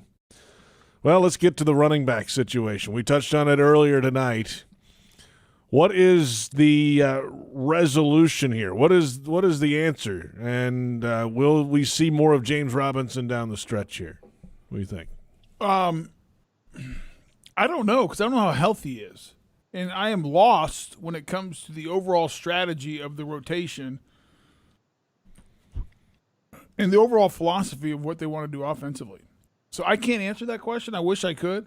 I've been lost since the beginning. Why James Robinson hasn't been the focal point of this offense and run the ball and be physical and play action pass off that, slow down the pass rush, take some shots, a couple shots a game, but really run it with James Robinson where like he's getting 20-plus touches in the run game because he's your best back? I don't know. So I can't – if he's not healthy, put him on the sideline because you can't have this – him disappearing, I don't care if he fumbles or not, for 20 plays at a time. It just doesn't make sense. And then throwing him in at garbage time at the end when you're telling me he's hurt. So, do you think they would have run the ball even if he was in there consistent? I mean, they didn't get any much push. I'm talking overall, Pete, not just yesterday. They got their butts kicked yesterday. Yeah. Oh, yeah. You got to play him. You got to give him the carries. And he clearly is better when he gets touches in a rhythm. We've seen that play out. I agree. If he's healthy, he's got to get the touches. I would give him. You said in the pregame yesterday, like 20 carries. Rushes a game. Yes. And then throw it to him. I tend to agree with you. He's your best play. Like, I don't know if you've noticed our passing game right now. Our passing attack isn't exactly explosive. But then again, you always got Carlos Hyde with that extra juice.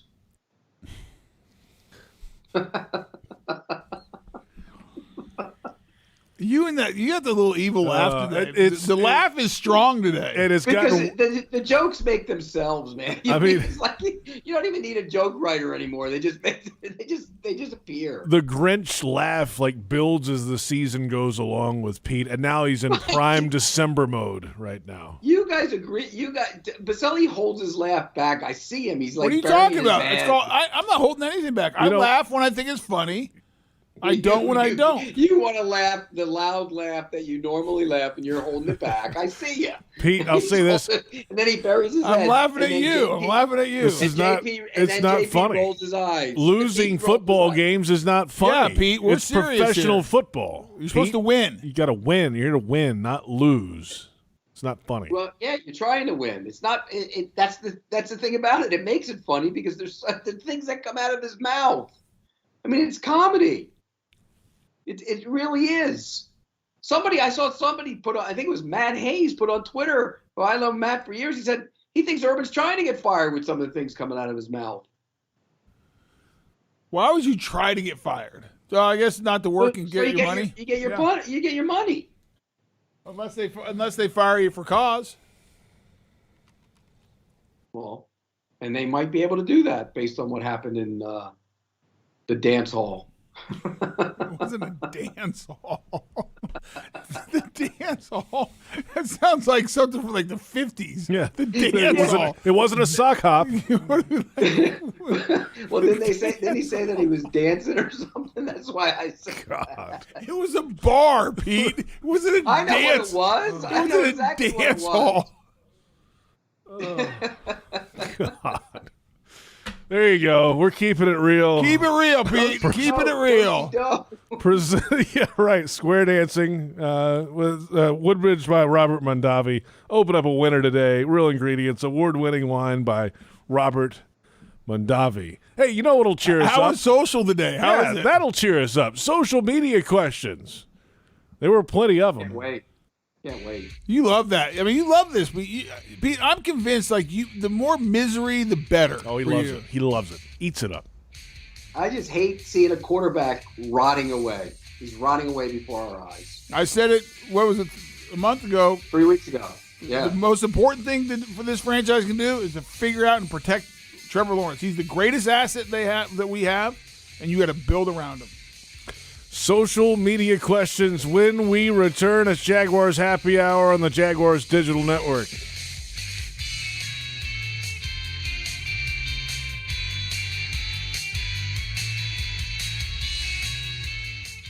Hi, I'm Tito Beverage, founder and master distiller at Tito's Handmade Vodka. In 1997, we became the first micro distillery in the state of Texas, and we're still making the same smooth stuff after all these years. We're still cooking in a pot still, working with our dogs by our sides, having fun and tasting batches, and I'm still wearing the same hat, even after all these years. Head over to Tito'sVodka.com to learn more about what else we're doing the same. Cheers. 80 proof Tito's Handmade Vodka, distilled and bottled in Austin, Texas. Tito'sVodka.com.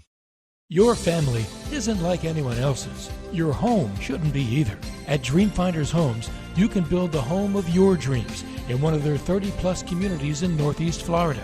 Choose from luxury single-family homes or maintenance-free townhomes from the 200s. Dreamfinders specializes in homes built to fit your lifestyle. To find out more, call 904-738-0165 or visit dreamfindershomes.com.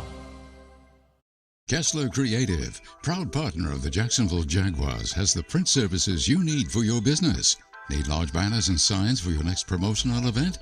How about vehicle wraps to advertise your company fleet? Find out for yourself how Kessler Creative can help you stand out from the competition with eye-catching designs that are sure to impress your customers. Kessler Creative, Jacksonville, Florida, results-driven marketing, and a proud partner of the Jacksonville Jaguars.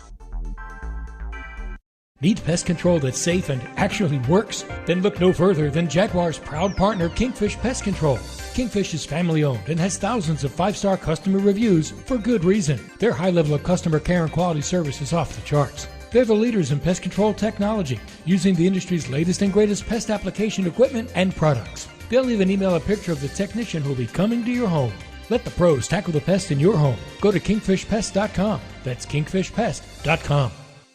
When it comes to water, choose our team, the winning team. Choose CGC Water Treatment. CGC Water Treatment works, and it works for DG too, former Jags QB, David Garrard. If you're not filtering your water, you are the filter. Don't be the filter. Discover the Kinetico difference. Call CGC Water Treatment at 844-CGC-JAGS or visit cgcwater.com. CGC Water Treatment are proud partners of the Jacksonville Jaguars and your local independent Kinetico dealers. Great teams leave it all on the field. But with the powerful towing and payload that Ford F-150 delivers, you can take it all with you too. No wonder Ford F-Series is America's best-selling truck 44 years straight. The 2021 Ford F-150, built for greatness. Visit your local Ford dealer or buyfordnow.com. Based on 1977 to 2020 calendar year total sales. Jacksonville Sports Talk for Jacksonville sports fans. 1010XL, home of the Jacksonville Jaguars. Welcome back. It's Jaguars Happy Hour. JP Shadrick, Pete Prisco, Tony Boselli, Brent Reber on the audio tonight, Blake Stewart on the video side. Glad you're along with us after a Jaguars loss in Los Angeles against the Rams, 37-7, the final score. It was 10-7 at one point.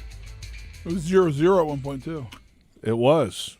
You were there. You Yeah. saw it in person. Yeah. It pulled away in the second half. The Rams did, and that's all she wrote. They actually pulled away in the end of the first half. Yeah, end of the first. Yeah, they missed the touchdown pass and settled for that field goal before halftime and all that stuff to Odell, and then they connected on many in the second half. Let's put it that way. And the hard part, is you look at like the games coming. Like let's just take the Titans, and they're coming off a bye. Mm-hmm. Coming off a loss before the bye. No Derrick Henry, so that's good. Derrick Henry usually runs for 800 yards against us in Nashville. Yes. So that's a positive. Sure. But, can you even, build in your, wildest dreams a vision where we score more than 20 points against the Titans? I struggle to. Especially like this whole James Robinson saga. Like, what's going on there? The offensive line is struggling as of late. It took them 13 plays on a drive to get into the end zone Sunday. By the way, with a couple penalties to help. Yeah, in the red zone. Like how many 13-play touchdown drives really are there? Urban said this again, I think today or yesterday. Well, you got to have big plays. You have to have big plays to score in this It'd league. be interesting to see, and I don't have the statistic in front of me. Maybe Reber can pull it up as he's sitting there doing nothing, looking at the computer right now. How many big plays do the Jags have this season, and where does that rank in the NFL? It's got to be last. Oh, it's got to be. Well, I mean, you got the Texans out there who are only averaging 13.7 points a game. They've had more big plays than that, though. I don't know. I don't even know the number. So, big play passes, 25 or more yards. This is according to stats.com. The Jaguars are 31st in the league. See, we're not last. Actually tied for 29th with 14 for the Who's season. last? The Titans. That's not right. 13.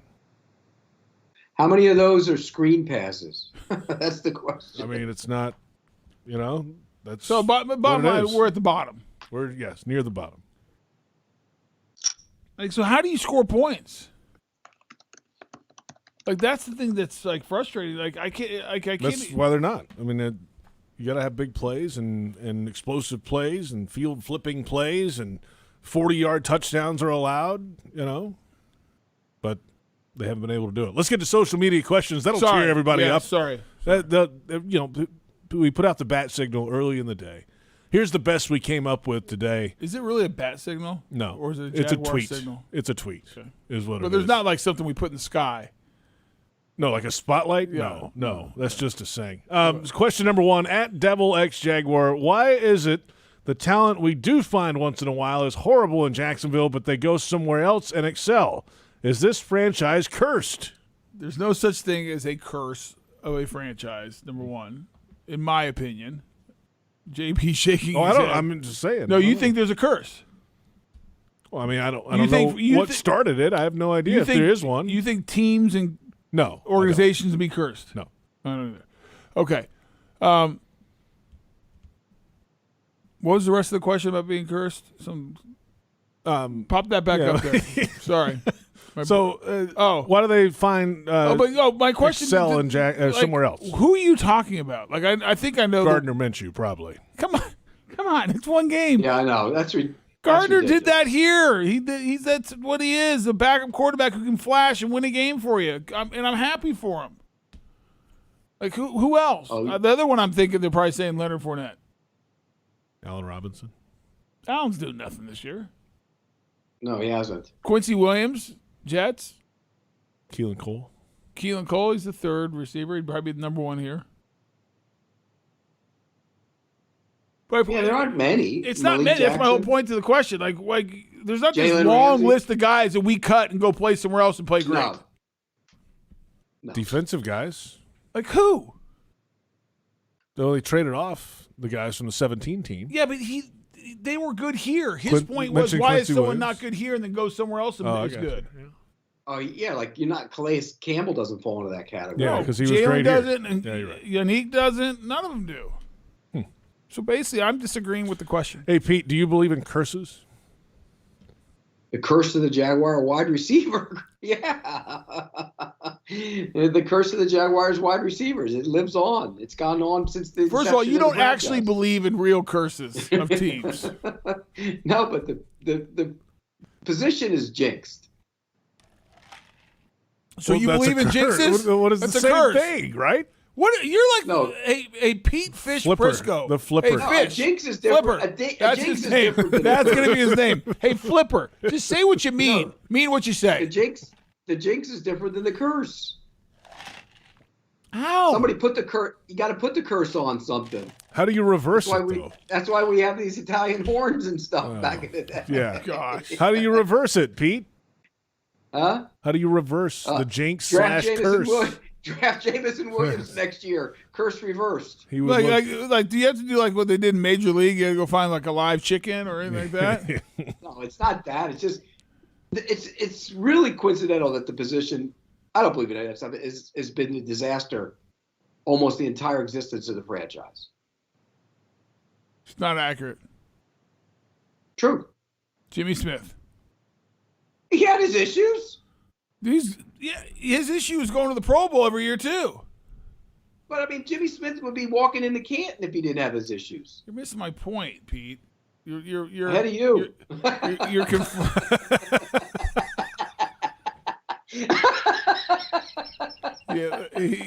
Wow. Oh, you like that, JP? I mean, how about JP raising his hand like he's dancing? He was doing a dance. Like, what is that? What do you think you're at the club, JP? With the sock hop we were talking about. He's at the dance hall, Pete. He's at the dance hall with you. We're gonna clip and save that. We're gonna find that. That's give me a break. What was that?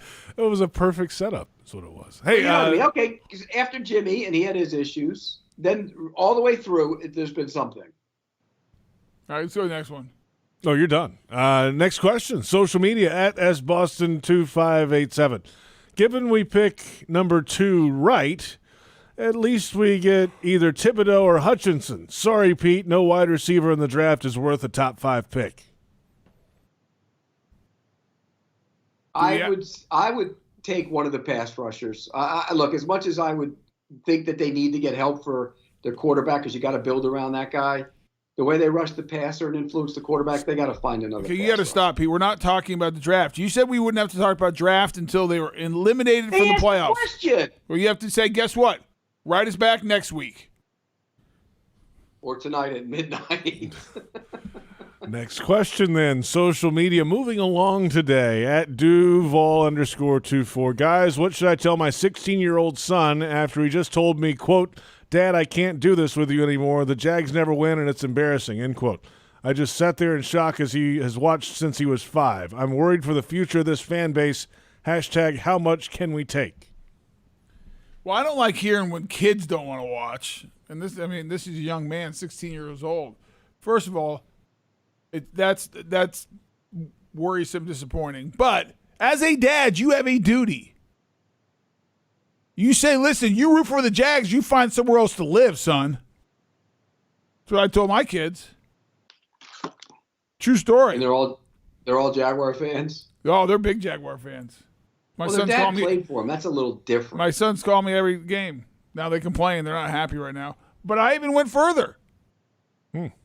I remember one fateful Saturday afternoon, USC playing Notre Dame, and my then, call him 6-year-old, maybe 7, walks in and starts rooting for Notre Dame. Oh. You know what I did, Pete? Kicked him out of the house. I said, you either start rooting. 6-year-old out to the street. Yeah, kid, beat it. I said, you start rooting for USC or you go find somewhere else to live. You're not rooting for Notre Dame. Out. So it's a dad's responsibility to make sure the kid roots for Jacksonville, and you have to teach them. This is a great lesson in perseverance, overcoming challenges. Life's not easy. Holding on to hope against all hope. When all is lost and you think death is around the corner and just facing you, you hang on and you don't let go. That's the lesson that the Jaguars are trying to teach this young man right now. And as a dad, you are responsible. Here's what he's learned, and he's 16. So since he's been 5, he knows every year except one that had 10 losses. So he's learned to count to 10. One when he's 6. 1, 2, 3, 4, 5, 6, 7, 8, 9, 10. Very educational. The dad has to say, son, you have no choice. I will not feed you if you do not root for the Jaguars. No cell phone, no games, no internet, nothing. Get a job. Get a job. Find a place to live if you're not going to root for the Jags. He should tell the kid, look, if they don't start using bunch formations and rubs and picks, then don't ever root for them. Rubs and picks. Here we go again. Let's move along. Social media on a roll tonight. At Barber_Mike. Is Chenault afraid to go over the middle? Why don't we throw the ball over the middle of the field? Man coverage absolutely kills us, and we seem happy to just die from it. Well, man coverage kills us because we don't run well. Right. That's easy. All right. That's it. They used him in the backfield as a running back yesterday. Experiment. That didn't work. That didn't turn out well. Yeah, that was a no go. In other words, he's not Debo Samuel. No, he doesn't run like Debo Samuel. He's not as fast. Of course not. Was it last year? Obviously, last year ran in between the tackles some, and he looked okay, right? Well, you have to block for him. There's no blocking. Here's one. Didn't Van Jefferson go right behind Chenault in that draft? I don't know. Why are you doing this? Why are we back to draft talk? That's old draft talk. That's not peek ahead draft talk. You can do that in any draft, Pete. Well, we're doing it in this one because he hasn't worked out. Next question. Jefferson's a good player. That's why. Yes, he is. He was in the end zone yesterday also. At Jacob Reinhart, too. Is it time to bring back the phone questions to the show? Wow. I think it's time to let Tony start yelling at fans again. That'd be dangerous. Right now, could you imagine? He likes yelling at me more. That's a producer question. You have to ask who's the director of the show? Well, Blake's on video today. Who's the studio director? What do you mean? What does that mean? Well, who's like the executive producer of the show? Well, we've got like 7 of them. No, but who's like calling these shots? End of day. Hey, I call the shots on this show. No, you don't, Tony. Okay. Let me tell you that JP, you're last. Down the list. Reber is ahead of you right now. I'm with you on that one. But remember why we got rid of the calls. You do remember that. Why is that, Pete? Because of Boselli losing his marbles half the time. I mean, it was aggressive, really aggressive. I was building confidence. You would take a question, and the question's not even done being asked, and you would just rip into people. Well, because not even let them finish. Because I knew where it was going, and it was nonsensical, so I was saving us time. You were the mean man. No, I was the real man. No, that's me. You're the mean man. You're so fake. You like you have like 3 one-liners, Pete. You got a bunch formation, Mix and rubs. Mix and rub. You were the mean and then man. that's his first go-to. Second go-to is like, hey, what grade would you put on that? What grade? Let's grade them. What kind of grade do you think? And you berated the fan. You said you cut the segment out. Poor guy. He hasn't been the same since. No, he hasn't. I think we got another social media question. Let's do it. One more to go. This is at GMAC1234567. Real original. The team has been rubbish for too long. Is it players, coaches, or ownership that should be held accountable? And what can be done in the offseason to attempt to make this team competitive in the division? Seriously, I think this is a social media, like text, tweet, whatever you want to call it, that I've seen. It feels like repeat the last like 4 or 5 years. Like this time of year, let's ask the question: whose fault is it? Right? Should we start over? Who should be held accountable? Who's accountable? Let me tell you who's accountable. All of them. All the above. Obviously, it starts with Shad. Then it goes to the GM. The head coach, players. They're all accountable. They all got to do better. You need to draw better plays. You need to execute better. JP needs to do the pregame show better. I think that the broadcast is A+. I'm not sure we need to do better, but everyone else, needs to pull their weight. Seriously, who is to blame? Everybody, right? Well, if you want one person to blame, it doesn't have to start with the owner because in this case, he runs. He's hiring the key personnel, right?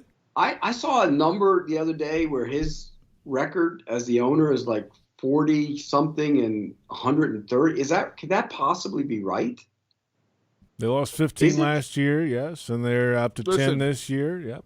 Mm-hmm. After we go, 15-2, 10 straight years, we'll be back up to 500. We'll be right there. Sustainable success comes for the quarterback position unless you ruin them in year 1. We got a quarterback. That's what I'm saying, though. They're ruining him. Oh, just don't overstate that. I'm getting tired of people saying that too much. It's too early to say that. Oh, I'm not sitting there because I've had guys I work with ask me if he's going to be a bust. I'm like, are you kidding me?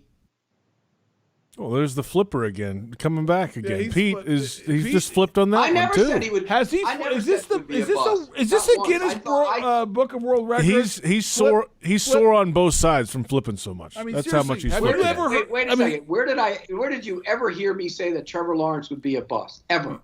Basically, just did. You said they're ruining him after No, one I year. did not. I said he is a star of stars if they just help him. I heard different. JP. I mean, would you trade? Okay, here's one for you. I heard a lot of flipping. Would you trade Trevor Lawrence for Mac Jones right now? Yes or no? Trevor Lawrence for Mac Jones? No. JP? Nope. No way. No way. Nope. That'll do it for our social media questions tonight. We'll come back and go around the National Football League. Can't wait. Here's some radio calls. Big from around Monday the league. night tonight. You better be on your game. Maybe the best Monday night of the year. Division leaders, number one seed on the table. I better get some energy out of you. We might just run that back. You just did a promo right there. Oh, thank you. It's well done. I'm a professional. Yeah. This is Jaguars Happy Hour on the Jaguars Digital Network.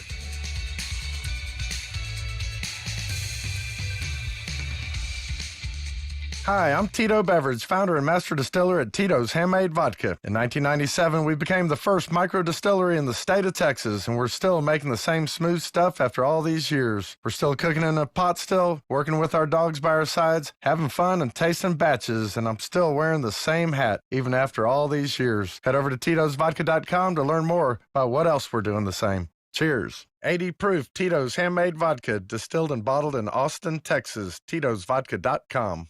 Healthcare coverage for less? Yes. Now, because of the new healthcare stimulus, you can get better benefits, more coverage, and pay less with a Florida Blue plan. Claim your savings today. Visit floridablue.com/getcovered now. Policies have limitations and exclusions. If you already had health insurance in 2021, speak with an agent to find out how changing plans could impact your deductibles and out-of-pocket maximums. Florida Blue and Health Options Incorporated, DBA Florida Blue HMO, are independent licensees of the Blue Cross and Blue Shield Association. It's Monday Madness at Tropical Smoothie Cafe. What are you, crazy? It's not crazy. Pick up the official smoothie of the Jacksonville Jaguars, Duval Delight, for just $2.99 at Tropical Smoothie Cafe. I don't think you're crazy. It's Monday Madness at Tropical Smoothie Cafe. What are you, crazy? It's not crazy. Pick up the official smoothie of the Jacksonville Jaguars, Duval Delight, for just $2.99 at Tropical Smoothie Cafe. I don't think you're crazy. At Ameris Bank, we know that you have a dream. Maybe it's opening a second location for your business. Maybe it's owning a home. Perhaps it's building your nest egg or even buying that new piece of equipment. From car loans to corporate loans, from depositing your first check to setting up your business's payroll, we're here to make your dream possible. It's possible together. See what's possible at amerisbank.com/stories. Ameris Bank is a member FDIC. All loans are subject to credit approval. Jags fans, did you know you can ride your bike to every Jaguars home game at TIAA Bank Field and Valley Park it for free? That's right. Stop by our bicycle check-in tent sponsored by Alert Today Florida near Gate 1 at TIAA Bank Field. An on-duty ZenCog bike professional will park your bike and ensure it's secure during the game. When the game is over, return your claim ticket to pick up your bike. For cycling safety tips, visit alerttodayflorida.com. Remember, Alert Today, alive tomorrow, because safety doesn't happen by accident. Introducing Ultimate Jags, the free-to-play, next-level fantasy football game. Open packs, collect players, build your roster, and pick your weekly lineup. Scratch and claw your way up the leaderboard and compete against Jags fans for fantastic prizes. Download Ultimate Jags now from the App Store and Google Play, and get ready to win. The station that the Jaguars listen to, 1010XL. Home of the Jacksonville Jaguars. Welcome back, Jaguars Happy Hour. About 10 minutes to go on this Monday afternoon. JP Shadrick, Tony Boselli, Pete Prisco. The Jaguars lost yesterday. Let's see about the rest of the National Football League in Week 13. Cowboys over the Saints on Thursday, 27-17. You had that game, Tone. What a bad football game. Ooh. Pete, Taysom I was Hill. following you on Twitter. How can Sean Payton think Taysom Hill is the answer at quarterback? I don't get it. And he's always had an affinity for him. He really does. I've actually had conversations with him where I told him he can't pass, Sean, and he tries to defend him. He can't pass. You told him, Pete. Yeah. They've had a lot of injuries. A lot of injuries. I mean, no Kamara just kills them.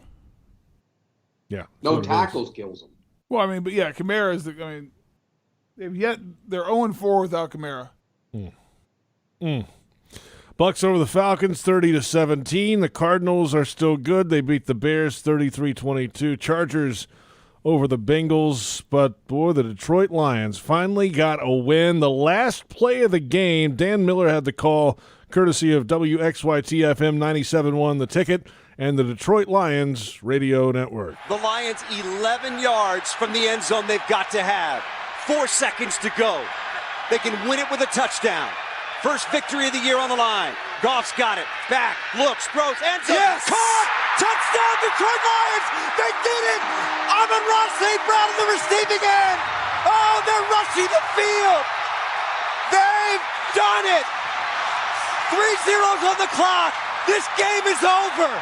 It's over! Jared Goff to Amon-Ra St. Brown, his first career touchdown. And how big is that? Have a day, boys. Have a day. Have a day. Lions get it done. That was a long clip. Yeah, it was good. That was a good clip. That's why. We finally got it done, Pete. They do a good job on the radio. Yeah. What were they let Dan Campbell off the hook, by the way, because he's leading 23-21 late in the game. Goes for it on fourth down. Punt it away. Right. Punt it. It was from his own 29, I think it was. Punt it away. What are these coaches doing? I don't know. They should just watch you on Twitter and let you can tell them what to do, Pete. That's what you do all the time. Oh, I would. I know you would. I do. The Indianapolis Colts had another big day. Shut out the Texans. Jonathan Taylor with a touchdown now in 10 straight games. This is Matt Taylor on the Fan and 97.1 Hank FM, Indianapolis. Wentz out of the gun has Taylor his back to the left. Now Mo Alley Cox motions to the left side. They give off to Taylor. Right up the gut. Touchdown! I-N-D-Y! Jonathan Taylor with his second rushing score in the ball game, and the Colts have broken it open 20-0. A shutout of the Houston Texans. The Colts trying to surge here in December. Yeah, I mean they have yet to take a bye. Their bye is this week. You talk about a late bye, 13 weeks into the season. It means they only got 4 left. To play in a row. Yeah, there are 3 back against the Titans. So small margin of error. Probably have to run it. It's wild card and nothing. Yeah, I agree. But the only chance to have to win the division is they have to run the table, and Tennessee has to, lose 3 of the next 5. It's a big ask. No. Mathematically possible. Dolphins over the Giants 20-9. And then the Eagles, Minshew Mania hits Philly. Merrill Reese on Sports Radio 94 WIP. Minshew takes the snap. He fakes. He's back. He's looking. He is firing. It is complete. Breaking a tackle and going in for the touchdown is Goddard. 36 yards. Well, the Eagles over the Jets 33-18. Gardner Minshew, Pete. Well, they ran for 185 yards. It's pretty easy to play quarterback when you run for 185 yards. And the one throw to Goddard that was a touchdown, the long one on the sideline, he underthrew it. He didn't make a great throw. Goddard made a good play on it. He was okay. I get this all the time whenever Minshew wins a game. I get a million people, he should be starting. He should have been in Jacksonville still. He should have been starting. He's better than starters around the league. No, he's not. People who watch them on a regular basis, like Boselli and guys who cover the team, know he can do this for a game or two, but that's what he is. He's a backup quarterback. And good for him. He played well. Yeah. Like, that's the other thing. Why do you have to be rooting against guys? Like, I'm happy for him. It doesn't mean I want him to be the starting quarterback on my team. I'm happy for him. I mean, the question is does anyone think this franchise would be better with Gardner Minshew right now than Trevor Lawrence for the long haul? No. Pete? No. Then what are we talking No. about? We're not. Absolutely not. We're moving on to Washington in Las Vegas. And the football team got a win with a late field goal, and this is the opposing call. Brent Musburger on the Compass Media Las Vegas Raiders Radio Network. Looks like it is going to be about a 48-yarder for the recently signed field goal kicker. 48 yards.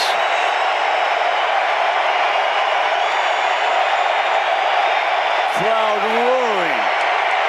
Kicks it away off to the right. And slides through on the right side to put Washington ahead, 17-15. What a pressure kick by Brian Johnson, young man from Virginia Tech. Washington over the Raiders, 17-15. Yeah, and remember the Raiders at one point were, 4-2, Pete? 5-2? Yeah, 5-2. They've gone 1-4 pretty much since Gruden's firing. Yeah. And a lot of distractions, obviously. Well, the rug situation. The rug situation and the safety as well. They let go. Yeah, well, give the Washington credit and give Jack Del Rio some credit too, because early in the season I thought their defense was going to be dominant and they were bad, and then they lose Chase Young and Montez Sweat. And now they've won 4 in a row, and they play Dallas this week with a chance to close to the one game in the division. Well, you know who's playing good, Pete, is Jonathan Allen. Like, dominant.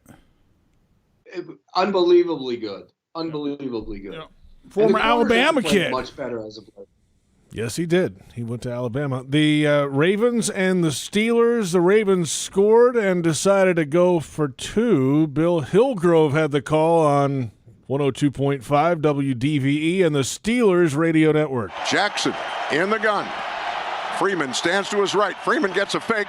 Big rush. He throws it. It is dropped by Mark Andrews. Had one hand on it. Out in the right flat, and he dropped the ball. And the Steelers preserve a victory with 12 seconds to go. Wow. Wow, indeed. How about it? That's a That's a bad loss for the Ravens because the Steelers are not very good. Now, defensively, they're playing better. They got T.J. Watt back. I actually got the Steelers game Thursday night in Minnesota. I mean, that's a playoff game for those two teams. I think the loser puts them in a – especially if the – By the way, yeah, the loser's in trouble. Yeah. But why the hell did he go for 2? He has no corners. He had the better kicker. I mean, give me a break. He was down one corner. He's down. I'm just telling you what he said, Pete. Anyway. I mean, you can yell at me all you want. That's what he said. What'd you say, Flipper? Would you have gone for 2? No, I'd have kicked the field goal. I'd have kicked the field goal. Okay. All right, final 2 scores here. Seahawks over the 49ers, 30-23. Shock of the day. The Chiefs over the Broncos, 22-9. Last night. Nice. Monday Night Football. It's a battle in the AFC East. Weather an issue tonight in Orchard Park. Blizzard-like conditions. The wind is howling at what used to be called Rich Stadium. Now it's New Era Field, I believe. Either way, it's Mac Jones and the 8-4 New England Patriots against Josh Allen and the 7-4 Buffalo Bills. Who you got tonight, Tone? You got to be more prepared. You got to know the name of the stadium so it flows. Like you got to break it in. Who do you got tonight, Tone? I got the Patriots. I think they're the better team. Pete? I'm on the other side. I got Buffalo. Bad weather. Mac Jones in the wind is going to be bad. Bad weather, December. Who can run the ball better? And the Patriots run it better than the Bills. But the Bills have the better run defense, though. Patriots pretty good there, Pete. No, they're not. In run defense, they gave up 260 yards last week to the Titans on the ground. They let him. Yeah, you told him. Pete, have a good one. Have a good week. Prisco out of here. That's Tony Boselli, our entire crew. Britt Reber, Blake Stewart. I'm JP Shadrick. We'll see you next time. Jaguars Happy Hour on the Jaguars Digital Network.